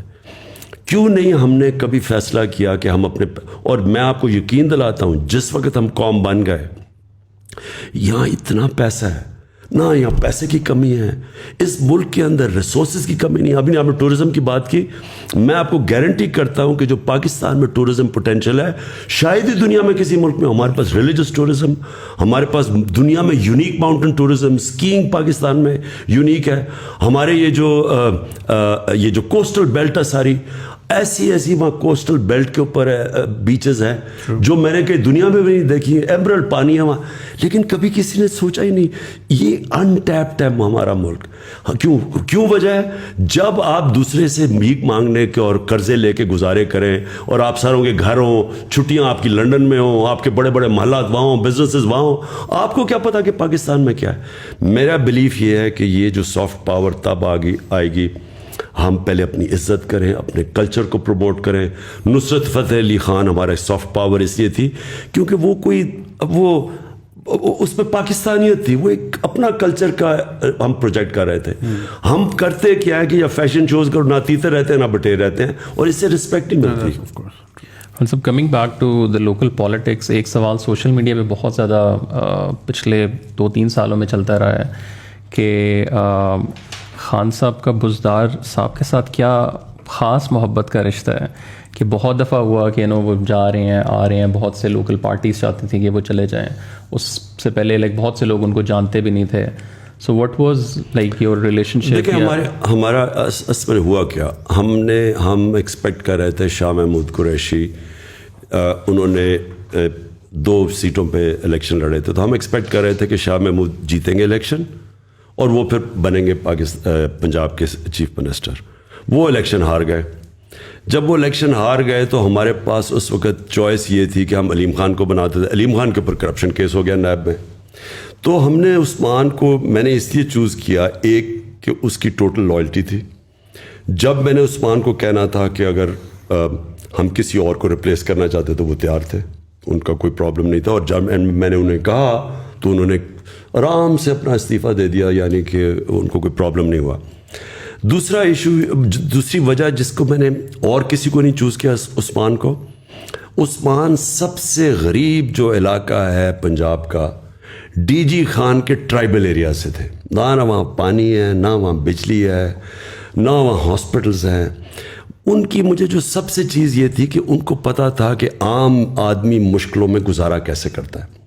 میری جو ساری مشن سٹیٹمنٹ ہے وہ یہ ہے کہ ہم نے لوگوں کو غربت سے نکالنا ہے. تو عثمان کے دور میں جو سوشل پروٹیکشن پروگرامز آئے, اور جو سب سے بڑا پاکستان کی تاریخ کا ہیلتھ کارڈ, ہیلتھ انشورنس ہر خاندان کو دینے کا فیصلہ کیا, آپ امیجن نہیں کر سکتے کہ یہ میرے نہیں خیال میں کہ اور کسی نے ماننا تھا. عثمان کو امیجیٹلی سمجھ آ گئی کہ غریب آدمی اگر اس کے ایک خاندان کے پاس ہیلتھ انشورنس ہو اور کسی بھی ہاسپٹل میں اپنا علاج کروا سکتا ہے. یہ یاد رکھیں کہ ہیلتھ انشورنس میں پرائیویٹ ہاسپٹلز میں جدھر کوئی غریب آدمی سوچ بھی سکتا ہے گھسنے کا, آج وہ جا کے اپنا علاج کروا سکتا ہے. ڈاکٹرز ہاسپٹل میں نے 2 تو جانتا ہوں جنہوں نے جا کے ہارٹ کے آپریشن کروائے ہیں, جو بیچارہ غریب آدمی گھس بھی نہیں سکتا, ایک ڈرائیور نے جا کے کروایا. تو یہ جو اس کی تھی نا, کہ جو اس کی ایمپتھی تھی, اس کی جو اس کے اندر جو انسانیت تھی, وہ مجھے بڑا اپیل کیا کہ کیونکہ میں نے جب انٹرویو کیا تو میں نے اسے پوچھا کہ تم کیا کرنا چاہتے ہو. وہ کہتا ہے جی لوگوں کو بنیادی چیزیں ضرور, پانی مل جائے لوگوں کو, صاف پانی, لوگوں کے پاس بجلی پہنچ جائے, اور پھر ہاسپٹل ہو. یعنی جب ایک تکلیف میں انسان ہوتا ہے, دیکھیں جب تکلیف میں ہوتا ہے نا انسان, ایک گھر میں بیماری ہو گئی اور آپ کے پاس کہیں جانے کی جگہ نہیں ہے, وہ بے بسی وہ صرف وہ جانتے ہیں جو گزرے ہوں. تو مجھے اس کی بڑی یہ چیزیں پسند آئی, اور میں سمجھتا ہوں کہ اس نے بڑا اچھا کام کیا عثمان نے. سر یوتھ کے بارے میں ایک سوال کرنا چاہوں گا. پرٹیکولرلی ریسنٹلی ایک اسٹیٹمنٹ آئی تھی جس میں وہ تھا کہ یوتھ از ایل انفارمڈ. پھر ساتھ کل مالک صاحب ایک اینکر انہوں نے بھی یہ بات بولی کہ یوتھ جو ہیں وہ شاید انفارمڈ ہے لیکن پولیٹیکلی وہ انٹلیکچوئل ڈیپتھ نہیں ہے. آئی فیل لائک کہ بڑا 60% of the population is youth right now. Pakistan میں دیکھ رہا تھا کہ اگر میں 18 سے 30 کی عمر نکالوں تو جو آپ کا ووٹ بینک ہے اس میں 44% ووٹ جو ہے وہ اس پاپولیشن کا. اسینشلی اگلی الیکشن یہ ڈیفائن کر سکتے ہیں کون جیتے گا کون نہیں جیتے گا. تو یہ جو اسٹیٹمنٹ ہے یہ آلموسٹ ایسے لگتا ہے کہ ایک نیریٹو بلڈ کیا جا رہا ہے, اور یہ بڑا ڈیمیجنگ ہے نوجوانوں کے لیے کہ یار ہم مطلب ہماری کیپیبلٹی کوئی نہیں ہے, ہم جو کر رہے ہیں جو سوچ رہے ہیں وہ ارریلیونٹ ہے. اور اسی کے ساتھ ساتھ تو پوچھنا میں یہ چاہوں گا, پر پہلے تو یہ کہ how do you see the youth, and دوسرا آپ کی کرنٹ گورنمنٹ میں بھی ہم نے دیکھا کہ youth even though you came in from the view of the youth, وہ ریپرزنٹیشن نہیں ملی, وہ یوتھ کو وہ اپرچونٹی نہیں ملی جو کہ ہم چاہتے تھے کہ یار شاید ہمیں ہماری بات سنی جائے گی. شاید ایک تو ایم این ایز میں زیادہ اماؤنٹ یوتھ کی ہوگی, بٹ چلیں ایم این ایز نہ بھی ہوں, اس کے بعد پھر آ کے یوتھ کو اٹھایا جائے گا اور ان سے پوچھا جائے گا کیا صحیح کیا غلط کیا کرنا چاہیے. لیکن ہم جاتے بھی تھے تو ہمیں جو ہے نا وہ بچے کہہ کے سائڈ پہ کر دیا جاتا تھا کہ یار یہ تو بچے ہیں, ان کو کیا پتا, 10 سال کی ایکسپیرینس 15 سال کی ڈگری. دنیا بڑی بدل چکی ہے اب, آج کل نئے نوجوان جو ہیں وہ بڑے انوویٹیو ہیں, وہ ڈسرپٹیو ہیں. ہم کہتے ہیں ہمیں ڈسرپشن کرنی ہے, لیکن اگر ہم یوتھ کا ویٹ کرتے رہیں گے کہ وہ جب 50 کے ہوں گے تبھی ڈسرپٹیو ہوں گے تو وہ تو دے لوز دے رہے ہیں. دیکھیں دو مختلف چیزیں, آپ نے یہ کہا کہ کسی نے یہ کہا کہ جو یوتھ کو سمجھ نہیں ہے یا یوتھ بڑی ایل انفارمڈ ہے, یہ بڑی ایک کانڈسینڈنگ ایک بڑا ایک غلط ویو ہے. یوتھ کے اندر جو چیز ہوتی ہے وہ پیشن ہوتا ہے, جنون ہوتا ہے. جیسے جیسے آپ کی عمر ہوتی جاتی ہے تو آپ زیادہ ریئلزم پہ آ جاتے ہیں کہ جی یہ تو زمینی حقائق پہ آ جاتے ہیں, اور آپ میں وہ جو جنون اور جو خواب دیکھنا وہ ختم ہونا شروع ہو جاتا ہے. زندگی میں مار کھا کے انسان اس طرف پہنچ جاتا ہے. میں ہمیشہ سمجھتا ہوں کہ اصل میں انسان بوڑھا تب ہوتا ہے جب اس میں جنون ختم ہو جاتا ہے, جب اس کو خواب دیکھنا ختم ہو جاتا ہے. لیکن یوتھ کی یہ پاور ہوتی ہے کہ وہ بلیک اینڈ وائٹ میں دیکھتا ہے, اچھے برے میں دیکھتا ہے. اور یوتھ عموماً ریولوشنز جو آئی ہیں وہ ہمیشہ یوتھ لیڈ ہوتی ہیں. کبھی میری طرح کے بوڑھے ریولوشن نہیں لیڈ کرتے, یوتھ آتی ہے سامنے, اور یوتھ ان کے اور فور فرنٹ پہ ہوتی ہے ریولوشن کے, کیونکہ وہ ان میں پیشن, وہ ایک یوٹوپیا دیکھ رہے ہوتے ہیں, خواب دیکھ رہے ہوتے ہیں. یہ انفارم نہیں ہوتے, یہ آئیڈیلزم ہوتی ہے, اور یہ بہت ضروری ہوتی ہے ملک میں چینج لانے کی. اگر آپ نے یہ پرانے سسٹم جو کہ پٹا ہوا سسٹم جس نے ملک کو یہاں مقروض کر کے, اور یہ جو کہتا ہے نا لائف سپورٹ مشین پہ رکھا ہوا ہے, اور یہ کہتا ہے بیگرز آر ناٹ چوزرز, تو یہ کس نے کیا تھا؟ یہی لوگ ہیں 30 سال سے جو باریاں لے رہے ہیں, انہوں نے تو یہاں تک پہنچایا ہے. تو ان کو جب ہٹائے گا تو وہ ایک یوتھ کا جنون ہٹائے گا, جو میرا ایمان ہے کہ یہ بالکل وائپ آؤٹ ہو جائیں گے اس آنے والی الیکشن میں. یہ جو پرانے لوگ ہیں اور ان کو یوتھ ان کو ہٹائے گا. اور یہ ہمیں اللہ کا شکر ادا کرنا چاہیے کہ ہمارا ایک ینگ پاپولیشن ہے جس میں یہ ایک جنون ہے اور چینج کا. جہاں تک آپ بات کریں کیا آپ کو منسٹر بنا دینے چاہیے یوتھ کے, کیونکہ وہ ایک آپ کی یوتھ کی پارٹی ہے, آپ کو منسٹر وہ آدمی بنانا چاہیے جس کی سب سے زیادہ کیپبلٹی ہو وہ منسٹری چلانے کے لیے, کیونکہ ایونچولی آپ نے گورننس دینی ہے. گورننس تب دیں گے جب کیپبل لوگ آپ کے اوپر بیٹھے ہوئے ہو. وہ اگر یوتھ ہے, اب مراد سعید ہے, اس کو ہم نے 2 منسٹریاں دی ہوئی تھیں اور اس نے بڑا زبردست کام کیا, لیکن اگر ہمیں اور کوئی مل جاتا تو اس کو بھی ہم اوپر لے آتے. تو وہ ڈپینڈ وہ منسٹر آپ کا میرٹ پہ آنا چاہیے, چاہے وہ ینگ ہو چاہے اولڈ ہو. ہاں صاحب, یوتھ کی بات کی, ابھی آپ کے انٹرویو کے بعد میں کراچی میں ایک 15 سال کے بچے سے میرا انٹرویو ہے جس نے بلاک چین اور NFT نان فنجیبل ٹوکنس کی ٹیکنالوجی کی مدد میں 1 کروڑ روپے کمایا ہے, مگر وہ 15 سال کا بچہ بینک اکاؤنٹ نہیں کھول سکتا ہے اس ملک میں. تو پوائنٹ از یہاں پہ 15 سال کے بچوں کا یہ پوٹینشیل ہے, مگر ان کی قسمت کا پین جس کے ہاتھ میں, وہ صاحب جو ہے ٹائپ رائٹر پہ ٹرین ہوئے تھے, which is fine, not being ایجسڈ, this is how the world works. مگر میرا جو ابھی تک کا تھیسس ہے وہ یہ ہے کہ جو ایک تھاٹ بیٹھی ہوئی نا ٹیبل کے اس پار, وہ اپنی ایگو میں پھنس گئی ہے کہ یہ 15 سال کا بچہ ہمیں کیا بتائے گا. اور یہ ایٹیٹیوڈ جو ہے نا یوتھ کو ڈرائیو کر رہا ہے. انہوں نے دبا کے ڈاؤن لوڈ کیے ہوئے فارم کینیڈا کے امیگریشن کے, اور وہ آپ سے اگلا سوال بھی میرا یہ تھا کہ بچے پوچھ رہے ہیں بھر لیں یا رک جائیں ابھی تھوڑا سا. تو اس کو پھر ہم کیسے ٹیکل کریں, یہ برین ڈرین جو اتنا ہونے جا رہا ہے. اور آپ ماشاءاللہ آپ نے اتنا ٹریول کیا, آپ نے دنیا بھر فنڈ ریزنگ کی ہے. میری آپ کے مقابلے میں بہت لمیٹڈ ٹریولنگ ہے, لیکن میں جتنے پاکستانیوں سے ملا ہوں they are doing phenomenal work. ایک بچہ, میری ایک ویڈیو میں نے کوئی بنائی تھی کہ کچھ جرمنی میں کچھ اسٹوڈنٹس ملے تھے, انہوں نے سمجھایا تھا کس طرح آپ ویزا لے کے آ سکتے ہو. کوئٹہ کے آؤٹسکرٹس میں ایک بندے نے, وہ کوئٹہ ماموں کے گھر آیا, نیٹ سے وہ ویڈیو دیکھی, 2 سال بعد وہ وہاں پہنچا. اب وہ روجر فیڈرر کا وہ جو ہے اس کا اسپورٹس فزیشین ہے, اسپورٹس فزیشین, اس کی رینج آف موشن چیک کر رہا ہے. فٹ بالر بائرن میونخ کے جو فٹ بالر ہیں وہ اس میں آ رہے ہیں. مطلب کیا وہ کہہ رہے ہیں میرے پاس یہاں پہ کچھ بھی نہیں تھا. He wants to come back and give back to the country, لیکن وہ کہاں جائے. تو اس طرح کا ہم بہترین جو ٹیلنٹ ہے وہ تیزی سے جا رہا ہے, اور فگرز آپ کے سامنے بھی ہوں گے کتنے اوورسیز پاکستانی بڑھتے جا رہے ہیں. مجھے تو لگتا ہے کہ ہماری پالیسی ہے کہ سب کو اوورسیز بھیج دو تاکہ پھر ریمیٹنس ہے اور ہمارا ملک چلے. دیکھیں 2 چیزیں, ایک کہ اوورسیز پاکستانیز کے اندر ہمارا سب سے اچھا ٹیلنٹ چلا گیا ہے, کوئی شک نہیں, کیونکہ میں سب سے زیادہ میرا اوورسیز پاکستانی سے انٹریکشن ہے, اور اس میں کوئی شک نہیں کہ کیونکہ ہمارا جو سسٹم ہے وہ اینٹی میرٹوکریسی ہے, روکتی ہے میرٹ کو, اور اکراس دا بورڈ. میں آپ کو میں تو اسپورٹس کی بھی بات کر رہا ہوں کہ اسپورٹس کے اندر جو سارا سیٹ اپ بنا ہوا ہے وہ ہے ہی میرٹ کے اگینسٹ. اس کے اندر یعنی ڈسپائٹ دا سسٹم تو شاید کوئی اوپر آ جائے, وہ سسٹم اوپر نہیں لے کے آتا. اور وہ ہر فیلڈ میں ہے. میں نے جو گورنمنٹ کے اندر بھی دیکھی, ہماری بیوروکریسی کے اندر جو سسٹمز بن چکے ہیں وہ اندر آنے نہیں دیتے لوگوں کو. ہم نے کوشش کی 2-3 دفعہ باہر سے پاکستانیوں کو ہم نے بڑے وہ انتھوزیاسٹک کیا ہے, لیکن وہ سسٹم ان کو فنکشن نہیں کرنے دے رہا تھا. میں نے دیکھا کہ وہ ہر جگہ ان کو ڈسٹرپٹ کرتا تھا. سو جو جنگ ہے نا جی, میں آپ پھر سے واپس آتا ہوں, وہ ہے رول آف لا کی. رول آف لا جو ہے نا وہ کرٹیکل ہے ایک معاشرے کی سکسیس میں. رول آف لا کا دوسرا حصہ میرٹ ہے.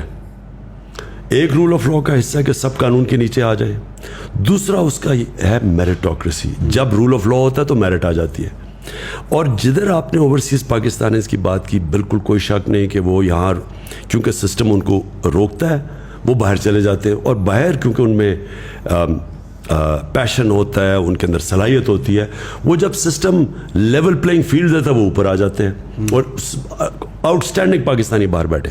لیکن ایک چیز یاد رکھیں, جتنا بھی کامیاب ہو جائے باہر پاکستانی, آخر میں وہ وہاں کا کبھی بھی اس کو وہ عزت یا اس کا مقام نہیں ہو سکتا جو اپنے ملک میں ہوتا ہے. میں 20-30 سال باہر اپنی زندگی کرکٹ بھی کھیلتا تھا, جانتا تھا, لیکن میں نے کبھی یہ نہیں فیل کیا, حالانکہ مجھے انہوں نے بڑا اس سوسائٹی کا حصہ بھی تھا میں, اور بڑا ویلکم بھی کیا, اور بڑے کم برٹش سوسائٹی کے اندر لوگوں کو اس طرح ایکسیپٹ کرتے ہیں, لیکن میں نے کبھی اس کو اپنا گھر نہیں سمجھا, کیونکہ میں پاکستانی تھا. جو مرضی میں کر لوں, میں انگریز تو بن نہیں سکتا. آپ اگر گدھے کے اوپر لکیریں ڈال دیں تو وہ زیبرا نہیں بن جاتا, وہ گدھا ہی رہتا ہے. تو اس لیے جو جتنے بھی ہمارے باہر پاکستانی ہیں ان کی خواہش یہ ہے کہ ایک ہمارا ملک ایسا بنے جدھر میرٹوکریسی رول آف لا آ جائے, جس کے لیے اسٹرگل کرنی. اوور نائٹ نہیں ہو سکتا. یہ کوئی بھی معاشرہ ایک بٹن دبا کے چینج نہیں ہوتا. ایک معاشرہ اسٹرگل کرتا ہے اپنے آپ کو چینج کرنے کے لیے, کیونکہ اسٹیٹس کو بیٹھا ہوتا ہے, مافیاز بیٹھے ہوتے ہیں جو روکتے ہیں, جو ایک کرپٹ سسٹم سے فائدہ اٹھا رہے ہیں. تو ایک معاشرہ اسٹرگل کرتا ہے, جدوجہد کرتا ہے, جہاد کرتا ہے. لیکن جب پاکستان جیسے جیسے یہ چینج آئے گا, بہت بڑا ٹیلنٹ پاکستانی واپس آئے گا. Right, we're at the 1 hour 30 minute mark almost, or we're going to wrap this up as well. میں چاہوں گا کہ طرح جو ہے وہ last question پوچھ لیں. پچھلے 3 سال کا کوئی ریگریٹ ہے آپ کا؟ دیکھیں, ایک تو زندگی میں کوئی شارٹ کٹ نہیں ہے. اگر آپ پہلی دفعہ آپ کی پارٹی گورنمنٹ میں آئی ہے اور آپ نے چینجز کرنے ہیں اور آپ نے ریفارمز کرنا ہے, اور وہ آپ کے پاس اتنی کمزور گورنمنٹ ہے جو کہ کولیشن میں تھوڑی سی آپ کی میجورٹی ہے, وہ اس میں ریفارمز کرنا بڑا مشکل تھا. تو میں نے پہلے تو ریگریٹ یہ ہے کہ مجھے امیجیٹلی الیکشنز پہ چلے جانا چاہیے تھا, اور مجھے اگر کلیئر میجورٹی نہ ملتی تو میں اپوزیشن میں بیٹھتا. لیکن آن دا ادر ہینڈ جو میں نے سیکھا ہے 3.5 سال میں, یعنی میں نے وہ چیزیں سیکھی ہیں جو میں اب پیچھے دیکھتا ہوں, تو اگر اب اللہ نے کبھی موقع دیا تو مجھے پہلے سے ہی پتا ہوگا کہ میں نے آتے ساتھ ہی, کیونکہ جب آپ آتے ہیں وہ ٹائم ہوتا ہے آپ میکسیمم چینجز کر دیں. تو مجھے اب پتا ہے کہ میں نے کیا کیا چینجز کرنے ہیں, کیونکہ وہ اگر آپ شروع میں چینجز نہیں کرتے بعد میں نہیں ہو سکتے. تو جب آپ کی میکسیمم طاقت ہوتی ہے تب وہ مین چینجز کریں. تو وہ تو میں نے پرائرٹائز بھی کر لیا. اور پھر دوسری چیز کہ پہلے سے آپ کو پتا ہونا چاہیے کہ جو آپ کی جگہ ہیں کس نے ان کے اوپر آ کے بیٹھنا ہے. وہ ہم پہلے پاور میں, پہلے تو خیر ہماری گورنمنٹ یا کوئی 2-3 دن پہلے پاور سے پورے نمبرز پورے ہوئے. جب نمبرز پورے ہوئے تو پہلے جب گورنمنٹ آئی تو تب ہمیں پریزنٹیشنز ملنی شروع ہوئی کہ ایک اداروں میں کیا سچویشن ہے.